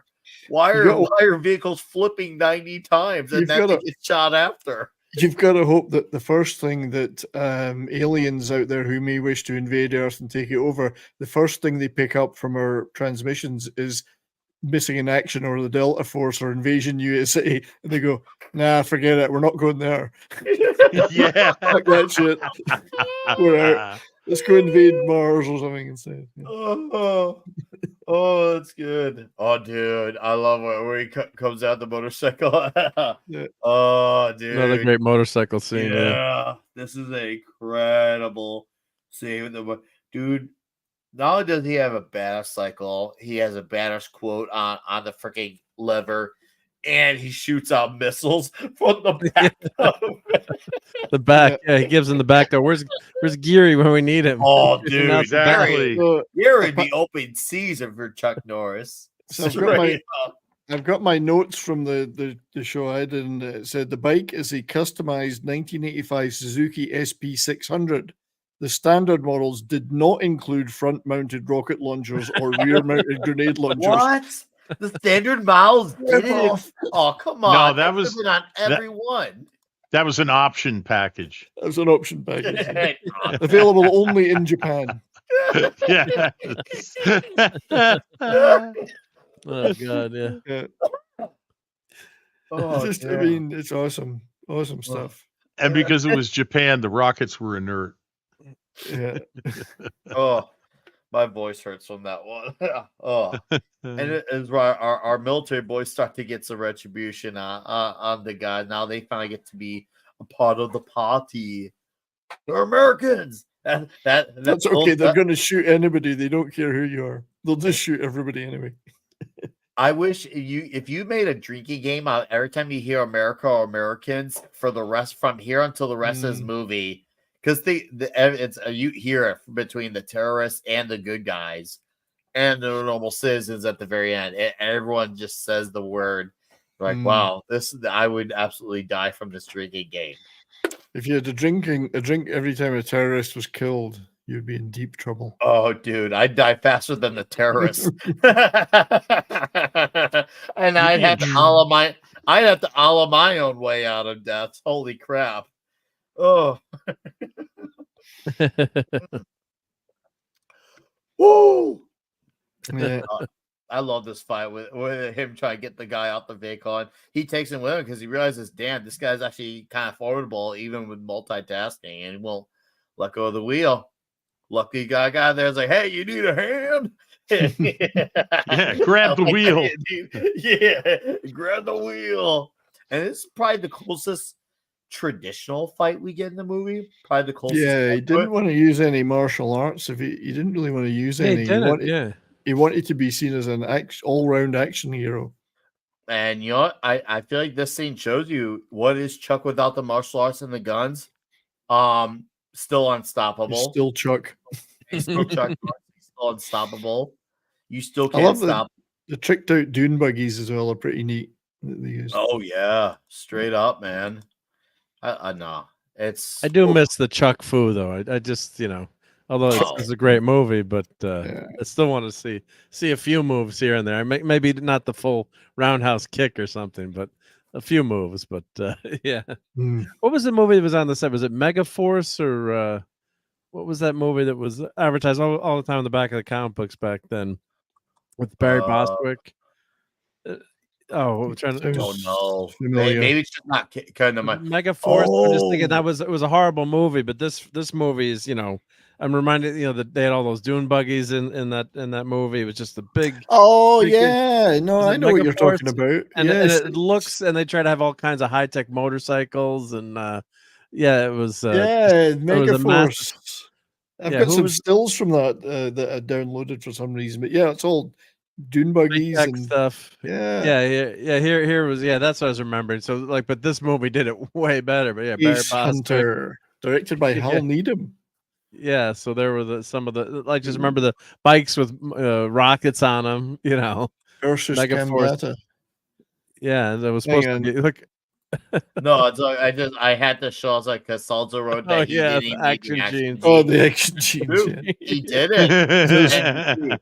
Look at these glorious action. We'll show off Mark's real quick, but yeah, dude, yeah. The for problem those with who are newer to Toxic Tuesday, if you're in the chat and you're newer, we highlighted this a while back, and we still have this photo. These are get in the action. Yeah. the problem with those jeans is you can't put them in a normal laundry machine. It just breaks them. Breaks the machine. The machine explodes. Oh my god! Oh, that was good. But here's okay. Boswick here. This is what you've got them. Yeah. Look at this outfit he's wearing. I was just and it was on. up. It was in the back of like every comic book back in the day. Yeah.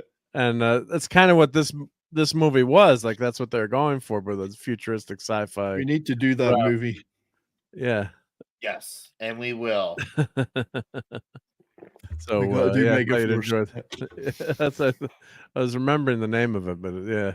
It's like an earlier Power Rangers, if you think about it. It's Yeah. Power Rangers. Yeah. Let's go. We can't skip the Chuck scene here. Yeah, there we go. Oh, this is one of the most Chuck Norris scenes in all of Chuck Norris movies. I had to get Nice. That was glorious. Oh my god. This is great stuff. He comes through both windows on both sides. If you do it, first one through in the motorcycle, the second one, it's just his own body doing it. Mm-hmm. Yeah.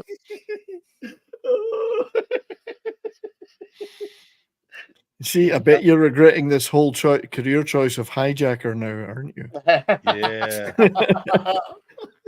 You should have done interpretive dance instead when you went to college. Why didn't I become an English major like my mother wanted me to? Wow. So I bet being that freedom fighter really paid off, huh? Mm-hmm. You know, see, that's what you get for when you want to be a revolutionary. You have to answer to Chuck Norris about it. Oh, what's up, Conan?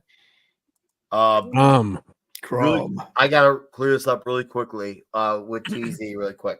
So up here, I'll try to make this take less than 1 minute. With Gilded, they are changing the rules of having an account. I am giving them till when they change their when they make the change or mid next month to reverse course. If they don't reverse course, unfortunately, the Gilded account will cease to exist. Because I'm not caving into doing that. I'm not going back to Discord either. I'm waiting. There's so much good stuff there. I know. Trust me. I don't feel good about it. I'm not taking pride in that decision. But the fact that all these dumb apps and all these things are being done are absolutely stupid and absolutely needless. And I have no investment in Roblox. I'm not going to get invested just because they need that. So that's stupid. I hate it, but it is what it is. And trust me when I say, should my Gilded server go away, I will. I already know now. I'll just say I'll miss it. I will miss it. We've had tons of streams on there, private conversations. We've had tons of people just chatting when I'm not around. The foodie section's always being hopping. The comic session's always popping. The anime, like it is a great server, and we've had a really great camaraderie on there. And yeah, it doesn't feel good to say it, but I'm not giving them the time of day if they refuse to change. But I'm going to be fair and wait till the day of. So and yes, Tom may yet be vindicated. Yeah. Oh, God. That's the last thing I need is to be Tom Connors to be right again. And 70s, you shut down your Gilded too. I right? nuked mine already. I should have waited like you to see if they'll change their mind, but I just went, fuck it, and I just nuked it. Yeah, because the company that owned Roblox bought Gilded, and I actually have a Roblox account from like 10 years ago. You know, my kids were playing Roblox, so I just checked this. Oh crap, I do actually have an account, but I understand why people wouldn't want to tie their or make a new account. I haven't used the Roblox. I just logged in to just check what my kids were doing, but yeah, it's just more. Pretty sure they're not going to change their minds, but yeah. I'll think of something else. I'll find somewhere else. Well, I've heard Revolt is not worth it. Apparently, Rumble made a Revolt account, and apparently they got already flagged for something on on the result, because that's one of those alternatives. Yeah, trust me, like I say, it'll be said. Maybe we'll have to do one last like personal chat on there. We'll do something for it. Should that be the end, we'll do some special stuff on there. Trust me. And I will keep my eyes and ears open. I know comics and talks and all them we're all trying to find what is the other thing out there we can hopefully find that can replace it. So let's, we could go back to AOL chat. No, just kidding. Yeah. Well, that might AOL not be groups. Yeah, might not be such a bad idea. Nobody will be paying attention to what we say on it. Yeah, that's true. Isn't that sad? If that it still exists. That of all the things, that might be the thing that gets us out of it. Of all the damn things, like, Or let's make a MySpace page. oh, we turned our backs on MySpace, but look how happy they are. So did everybody else. Yeah. They're so was the guy happy. was friends? Wasn't the guy Tom? Was it a Tom on that? Was your friend on MySpace? He was everyone's Tom. friend. Yeah, It was everyone a had Tom yeah. as their That friend. guy was a real prostitute. He was friends with everybody. Yeah, He, our boy Tom, man, he got around. I gotta give it to him. It takes a really special man to be able to pull that off and still feel good to say you're friends with him, because that'd be a raw deal for most people. Be a really raw deal for Tom. But yeah, we turned our backs on Tom, and that's really sad, unfortunately. I don't remember Burke. I've never heard of Burke. I may have missed that. That may have been before my. Oh, dude, MySpace was really special, and yeah, maybe they went, besides them having upgrading issues and server issues. Maybe Liam Neeson coming up. If you see him. Okay, He's in this scene. All right, get ready to pause it. He's somewhere. That's him there, I think, in the middle. It might be cutting through the using his particular set of skills there. He was cutting through the poppy fields. Did they take any poppy with him, or? I don't know. But there he is. That's him. Oh, that's him. Yeah. Whoa. Wow. Yes. Future action star. That's an him. action star is an old man too, which is funny. And it's what 50s, 60s. Yeah. I know it's Cotton Shadow Chaser. Yeah. Wow. Blink and you'll miss him, but there he is. And behind the great Steve James, of course. Who would have freaking thought? Mm-hmm. Wow. Hot damn. Liam Neeson was in this thing all my life, and I had no idea. Okay. He had more to his life than Taken, though I prefer Tuken even more so. And his wife tragically died in a skiing accident, but she wasn't even skiing. She was like at the end of the slope and just fell backwards and hit her head, and then she didn't go to the hospital. What was his wife's name? And then she, oh God, I'm forgetting Liam Neeson. Natasha Richardson. I think. Richardson, yeah, famous actress too, and she passed away. It was just from a head injury. Yeah, it was sad. So I looked at the box office total for this one. This movie, it was number 52 for the year of 86.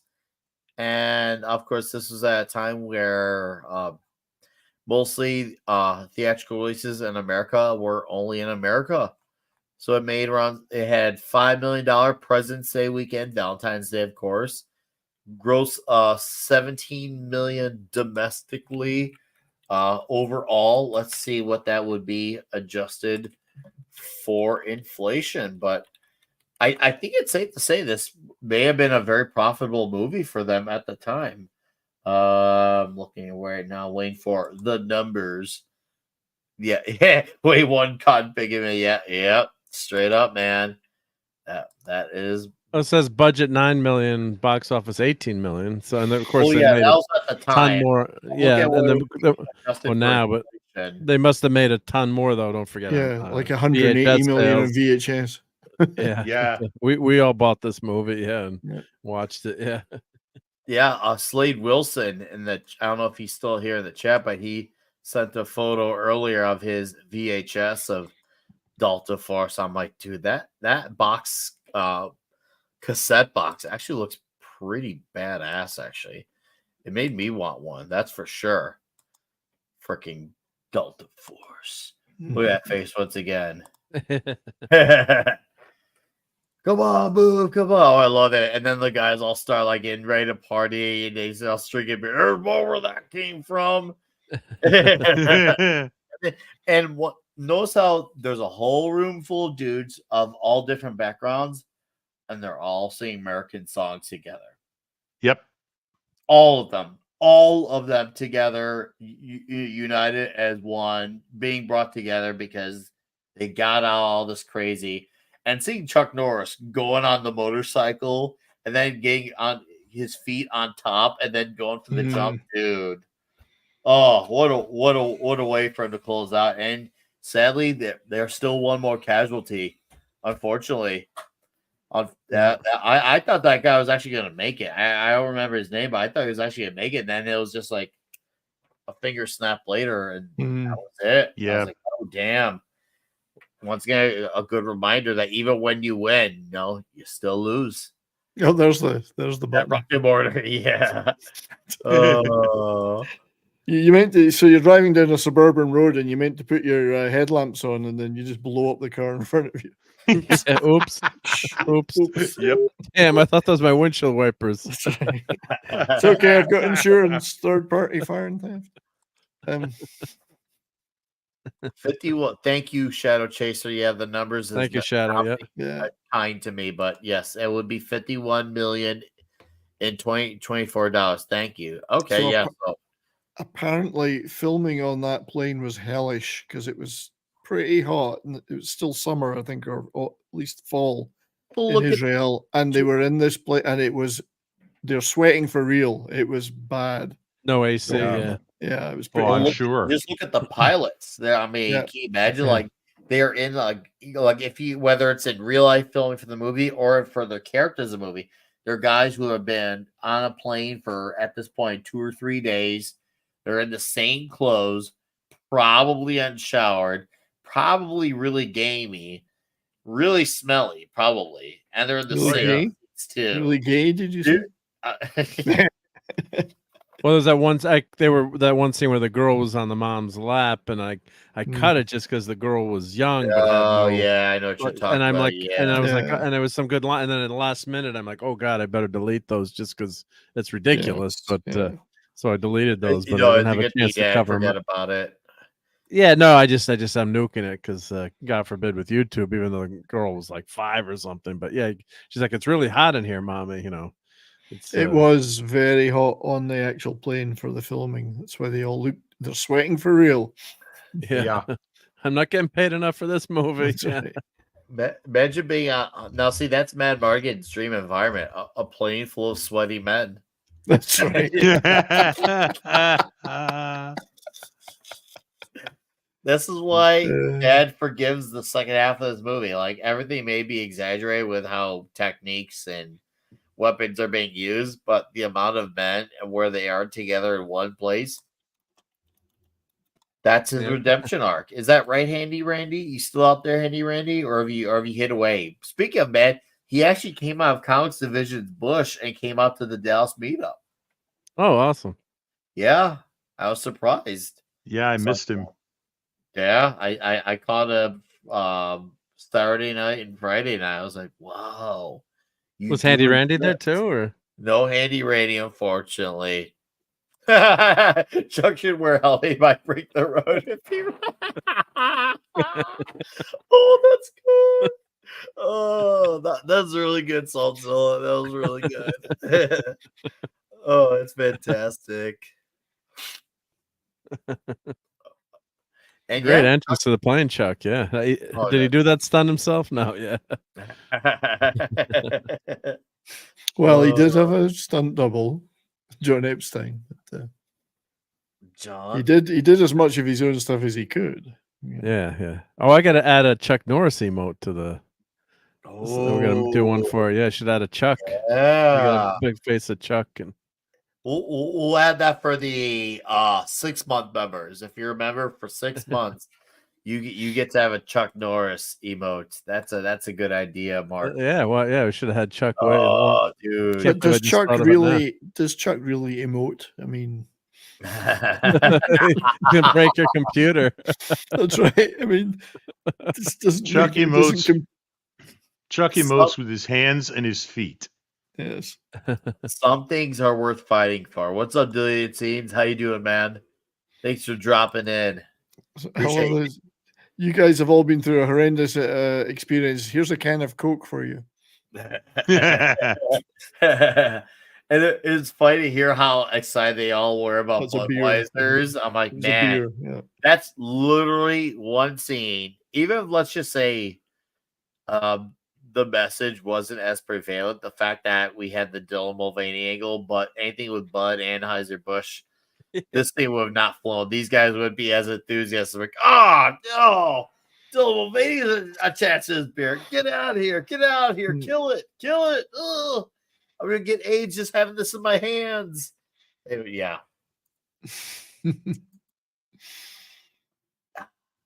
How the mighty that were not mighty have fallen. We are Americans. We are here to rescue you. Have a beer. Well, yeah. Well, That's right. It's very American. Have a Bud. Yeah, have a Bud. It was at that time American. Yeah, here's Bud. the real blessing in disguise with that is the fact that dudes who have bad taste in beer, sorry if you're out there and you genuinely enjoy Bud Light, but you went out there and discovered now is there better beer down the street from you. It may cost a little more at some, but I guarantee you the taste is way better and it's not even close. So no, and you're supporting a company who will actually appreciate you a lot more.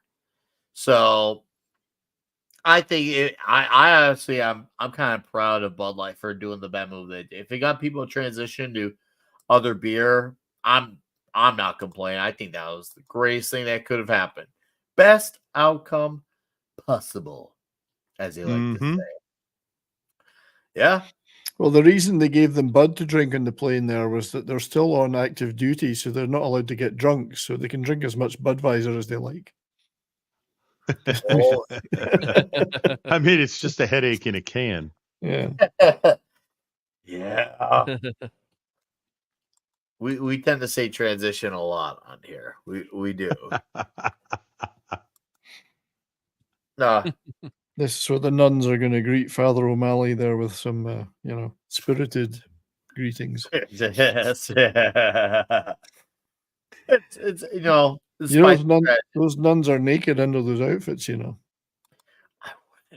have none of that. You're going to confession. Then again, so is everybody. Right. I love this. No, it's a nice, wholesome ending, even though there's tragedy in it. It is a very nice, wholesome ending. Like, it's nice to see them, especially the one girl who thought she was going to lose her dad forever, who took off with her a stuffed toy. It is nice to see, like, at least a lot of those guys were able to come back to their family. Like, it sucks for the ones who did lose their lives, but it was definitely nice to see the ones who definitely we want to see who have some people come back, behind yeah. them. Yeah, people who have attachments made it back. Because with characters like that, sometimes you do never know. And what's up, Chernobyl? How you doing, buddy? Hopefully you're well, and hail to you, sir. Oh, look at that. That's so nice. I told you the nuns were going to be all over him.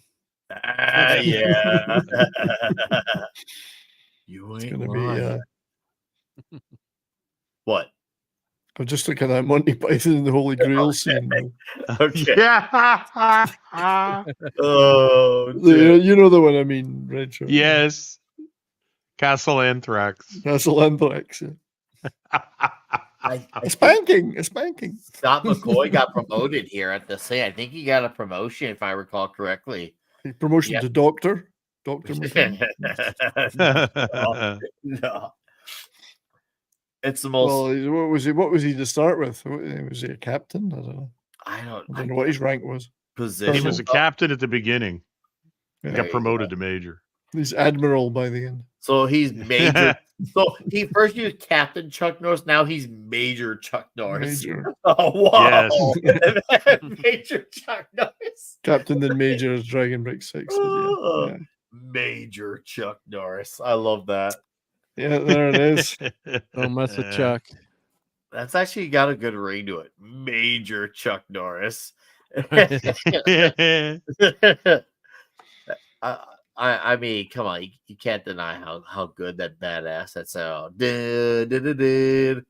Oh, what I a don't know. dude! I just need that on wax, and then I will blast it, and then my young There was a vinyl LP of the Yeah? soundtrack, and it is available on CD. So Well, baby, I gotta go seek out a used copy of it, and because I ain't gonna find a brand new copy, and if I did, like on Discogs or something, it's probably gonna be like $900, so they probably haven't reprinted this for years. You know they didn't No. reprint something like this. Oh no. Yeah, I do have a line. I do have a line somewhere. being a Chuck Norris movie, you don't even have to put the vinyl on the record player; it'll just play itself.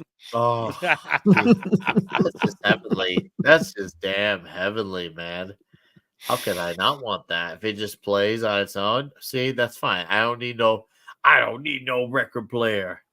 It just plays. I don't need no. Oh, dude. Shoot it. Yeah, so just a few extra images I had. Nice. Obviously, Go that's ahead, the go Liam Neeson, but this is just a nice still of Oh yeah. still life, a still life, still death for those in front of him. Chuck there's Norris and missiles, still Yeah, life. there's the bike going through the window. Oh yeah. There's a Look at those badass- rockets. There's a badass Dude. scene. You know what Gerry would say about those pipes. There he is with his stunt guy. He's standing.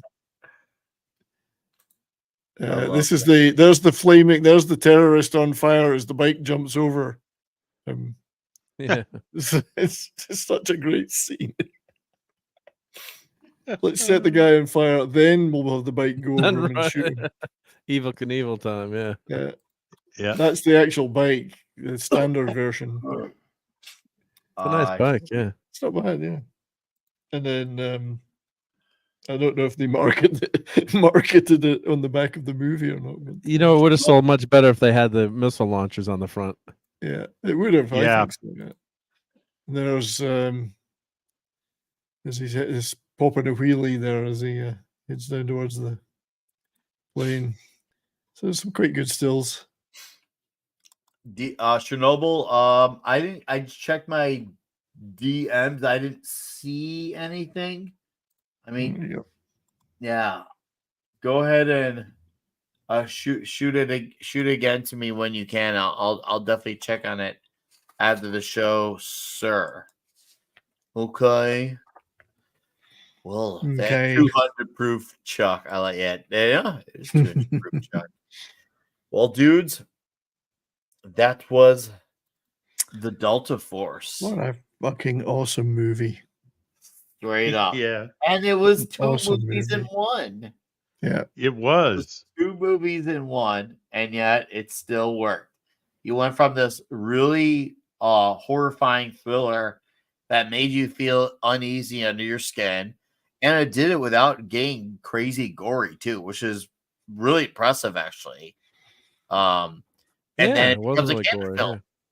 And it's a Canon film after that, and it's one of the best Canon films when it becomes a Canon film. And oh boy, the tonality, the look, the mood, the everything changes when it becomes that second half of the movie, and it's fucking is an Attitude Era slobber knocker before the Attitude Era. Seriously, like what a time this had to have been in the age where your average movie had to have just had dudes having exaggerated deaths and everything blowing up. This had to have been a great time. Like seriously, I can't even imagine what it was like. Canonically one of the best. Yeah. Well said, yes. Well said. Very beautifully said. Oh man. It's an awesome film. I mean, I never get tired of it. Never get tired of that movie. And one of Canon's greatest. Oh yeah. And you know, a lot of gritty stuff at the beginning, with the whole hijacking. That was all done pretty tense, pretty gritty, not sugar-coated in any way, and what's the word? Emotion. There was a lot of emotion in it. Yeah. There's a lot of emotion. Also, it makes me wonder when Air Force One came out, was there some inspiration from this? Hijacking on a plane?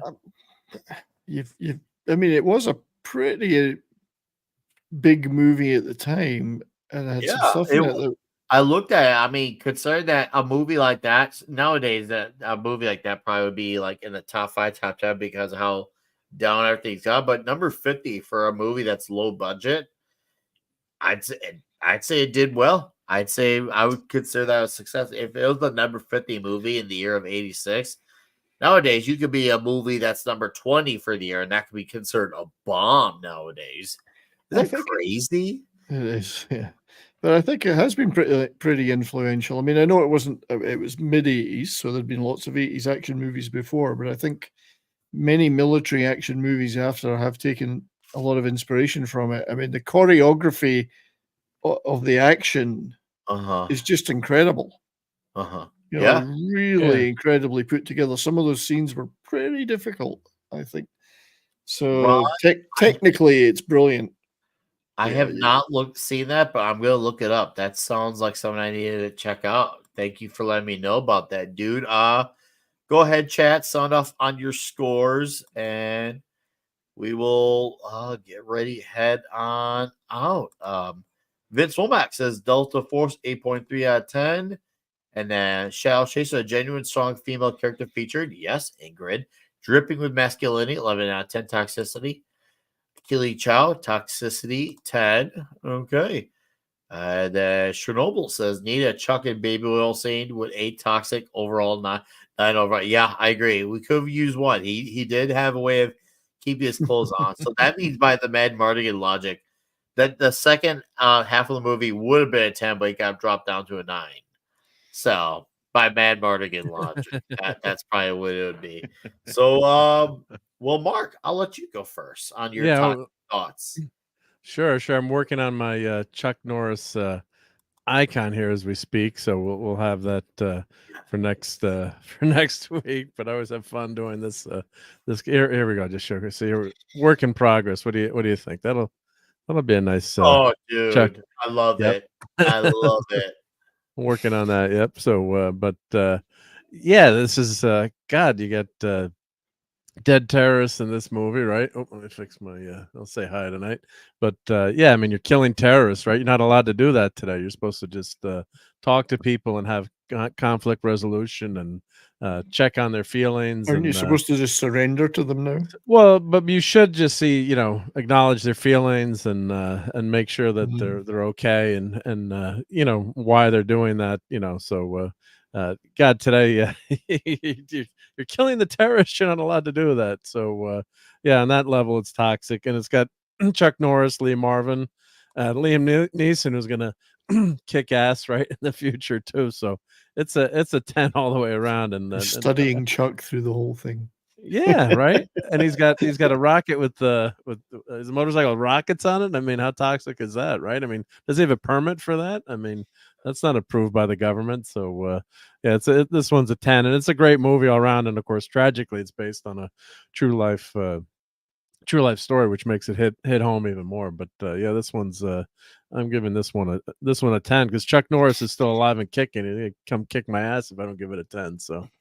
But yeah, this is a fun movie to watch, but it's also a sad movie to watch in many ways. But that last act, Chuck gets his revenge. So you put yourself in his position. So that's why it's such a good movie. Yeah, it's only toxic because we don't have a cool times like the 80s today. RJ Godzilla back so I guess you rate it on a time scale, right? So today stuff like this is considered toxic. They should Delta Force should be using Nerf guns, not real guns. I mean, Nerf guns. That was good, Mark.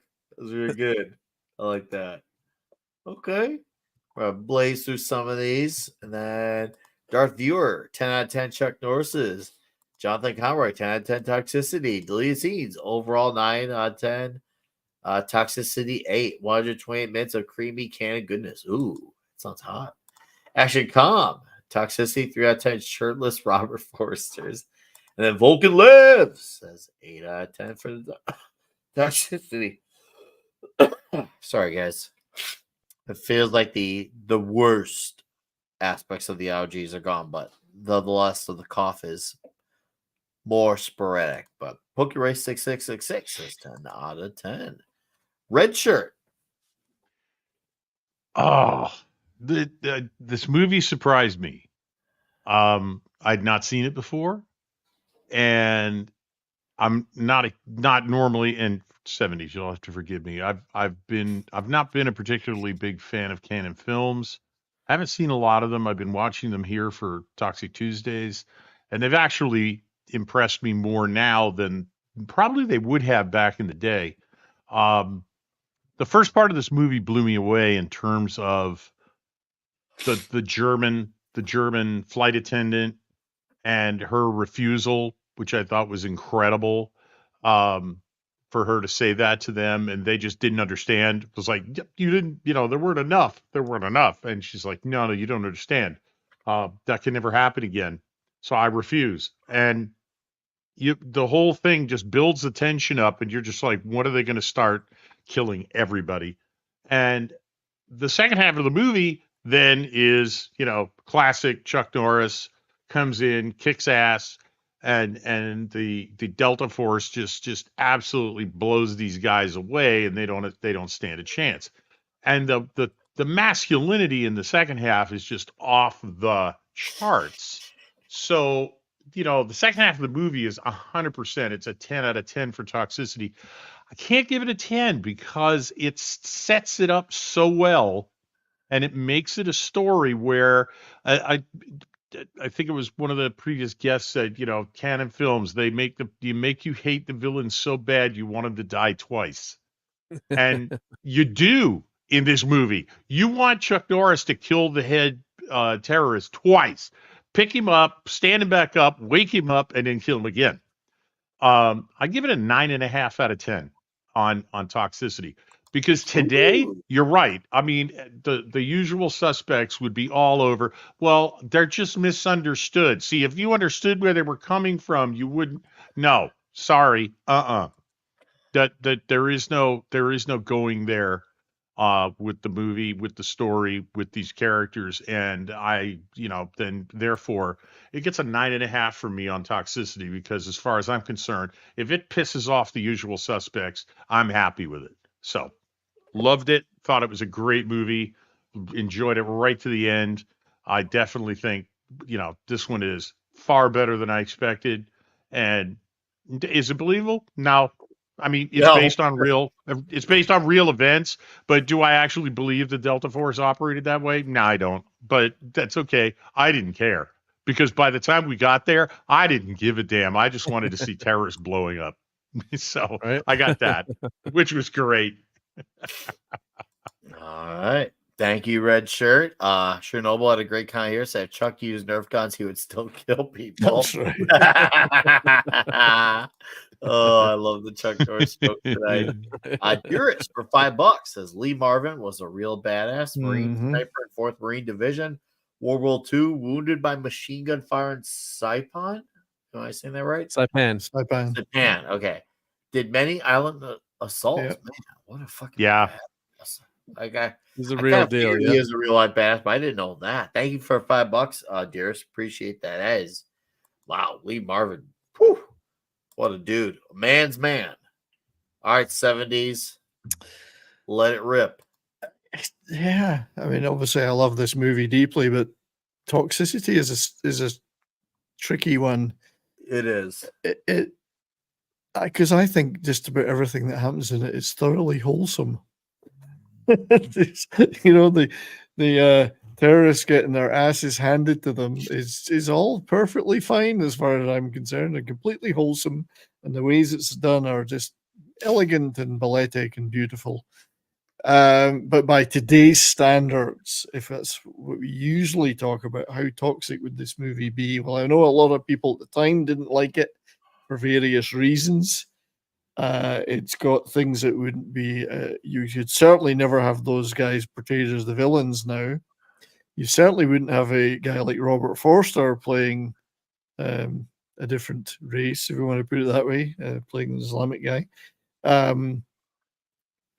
So I guess there's a lot of stuff that would be seen as pretty toxic now. So I'll give it. I'm going to give it a 9 out of 10 for toxicity. I think because it does, as Richard, I think Richard said, it pisses off the right people. And that's good enough for me.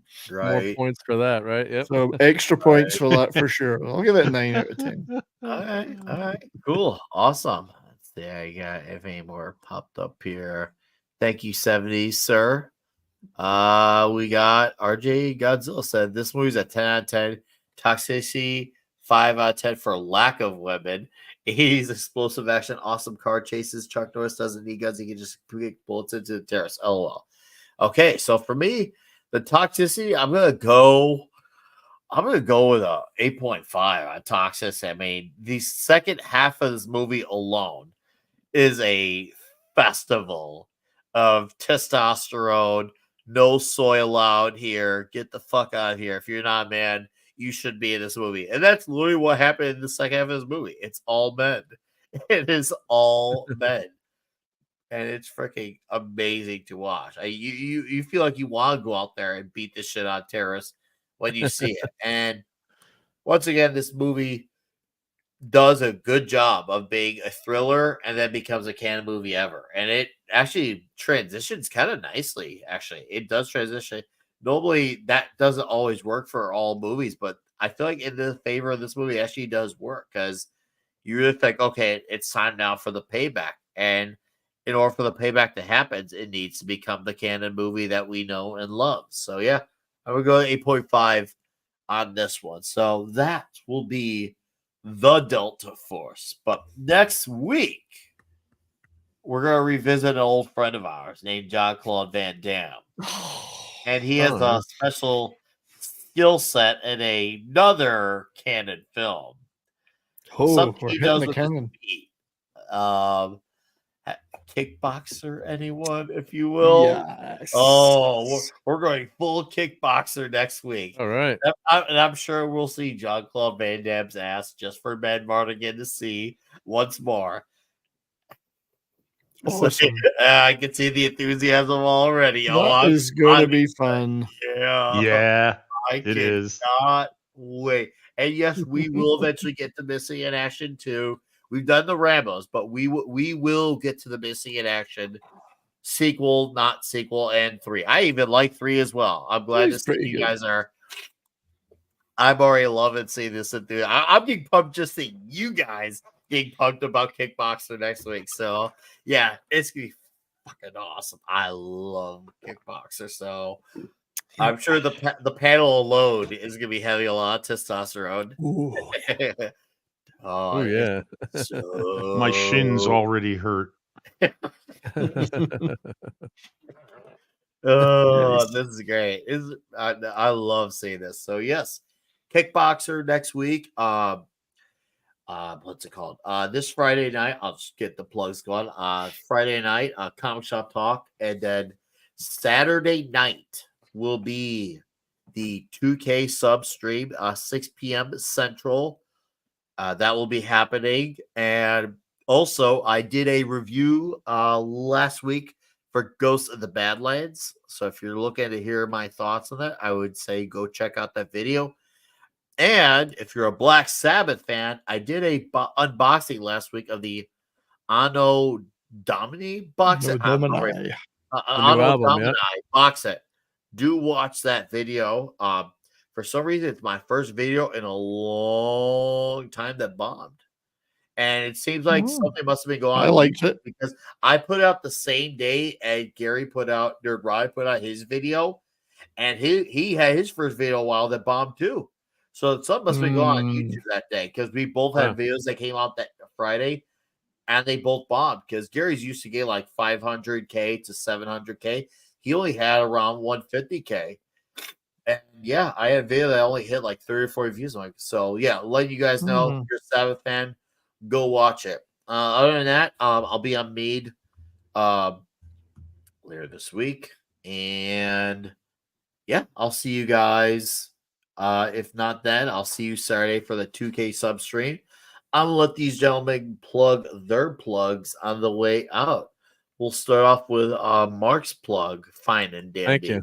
Yep. So no, thank you. It was good to be able to hang out with everyone tonight, and have some fun and some laughs, and it's no Mad Mardigan appearances, but maybe with a kickboxer. I think we got some splits maybe coming up in that we can we can use for Mad there, but just I'll be streaming on Clobbering Times channel, I guess, just to watch that in the announcements on Twitter and on YouTube, and I'll be back with Sunday Night Geekery this weekend. Won't be the same, I'm sure, without Clobbering Times there, but the show will go on, and we'll of course talk about him and some of the fun times, but we're praying that he's gonna be back with us soon. So 10 p.m. Eastern Sunday night, and also Thursday night and Saturday night. I'll be on an away mission, so I won't be on Saturday night Star Trek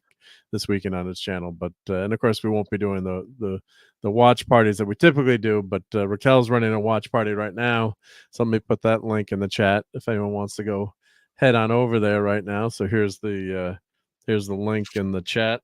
So for the watch party, and they're watching some Star Trek episodes, and Clobbering Times is they've got a phone or an iPad there, so he can listen in. So they're playing his favorite episode, Mirror Mirror, and then going in order on Star Trek. So please head over there if you can, and drop a couple of nice notes in the chat. It would be much appreciated. But thank you everyone, and we'll see you next week on Toxic Tuesday for some. I better start practicing my splits. Who's going to do a split with me next week on camera? But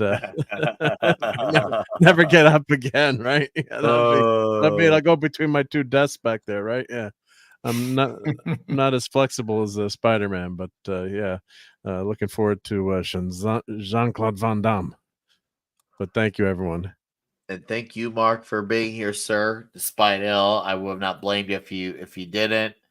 But you and I both agree. We literally know Clobby would have not been thrilled if we didn't do this. Yep, so, and he's gonna be pissed for putting the GoFund link in here. Thank you, Vince, for reminding me that. Yeah, he is. So I shall put that in, and he's gonna be very, very pissed at me for that. But Clobbering Times. We do it because we love him, though. We do it because we love him. Yeah, for those who have donated, his daughter Ash has just put an update in the GoFundMe for what's happening right now. So just giving some details of where he's at and what they're doing to keep him comfortable and so on. So so go and stay optimistic, guys.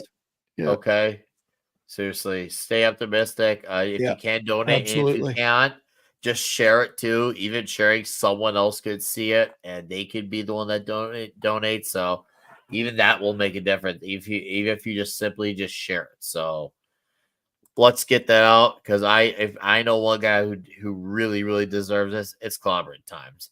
Mark, thank you, sir. Have a great night. And you told me about what you got coming up. Have a great weekend, dude. I know that's obviously might be a little harder to given the circumstances, but definitely do what you can to enjoy the weekend, because it sounds like you have some fun coming up, and it's definitely gonna be more necessary now than ever.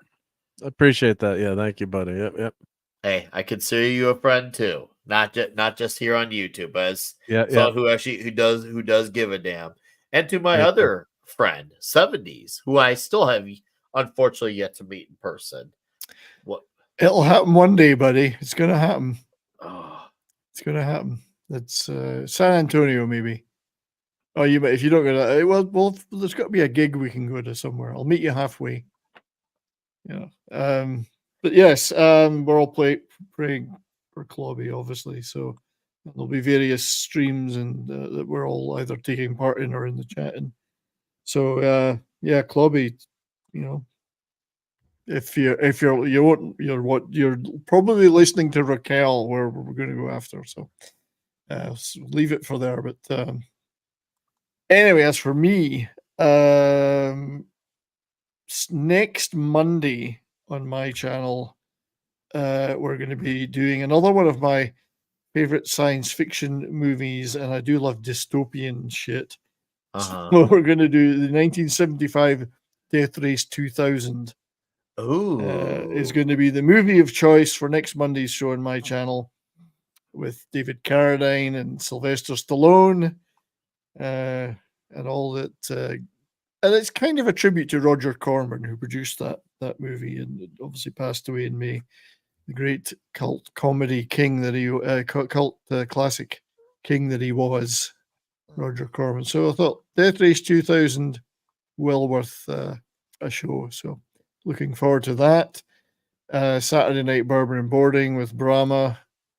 We'll be talking about the apparently the Stanley Cup finals are on. I mean, there's no good teams in it. No point in watching it. The two good teams didn't make it to the finals. So the real final would have been the Rangers Stars, but that didn't happen. Yeah. So. But I guess grudgingly, we still have to talk about it. And other than that, I thought it was a bogus penalty the other night, but anyway, we can talk off. We'll talk about it offline. But yes, I'm working on some videos and I'm working on memberships too. I'm finally getting my ass in gear to do some of that, and D. Bud Martin's been helping Just me. don't tell Gerry that you're getting your ass in gear. He might take that the wrong way. so I'm slowly, gradually working on the shit you got to do to do memberships. So that would be such a thrill for people to be able to, to be a member of my channel. Other than that, yeah, just business as usual. So, but this has been great. Thanks, guys. No, thank you, 70s red shirt. Yeah, I'm going to be keeping an eye on Clobby's condition this week. I'm very concerned about that, and I wish him all the best.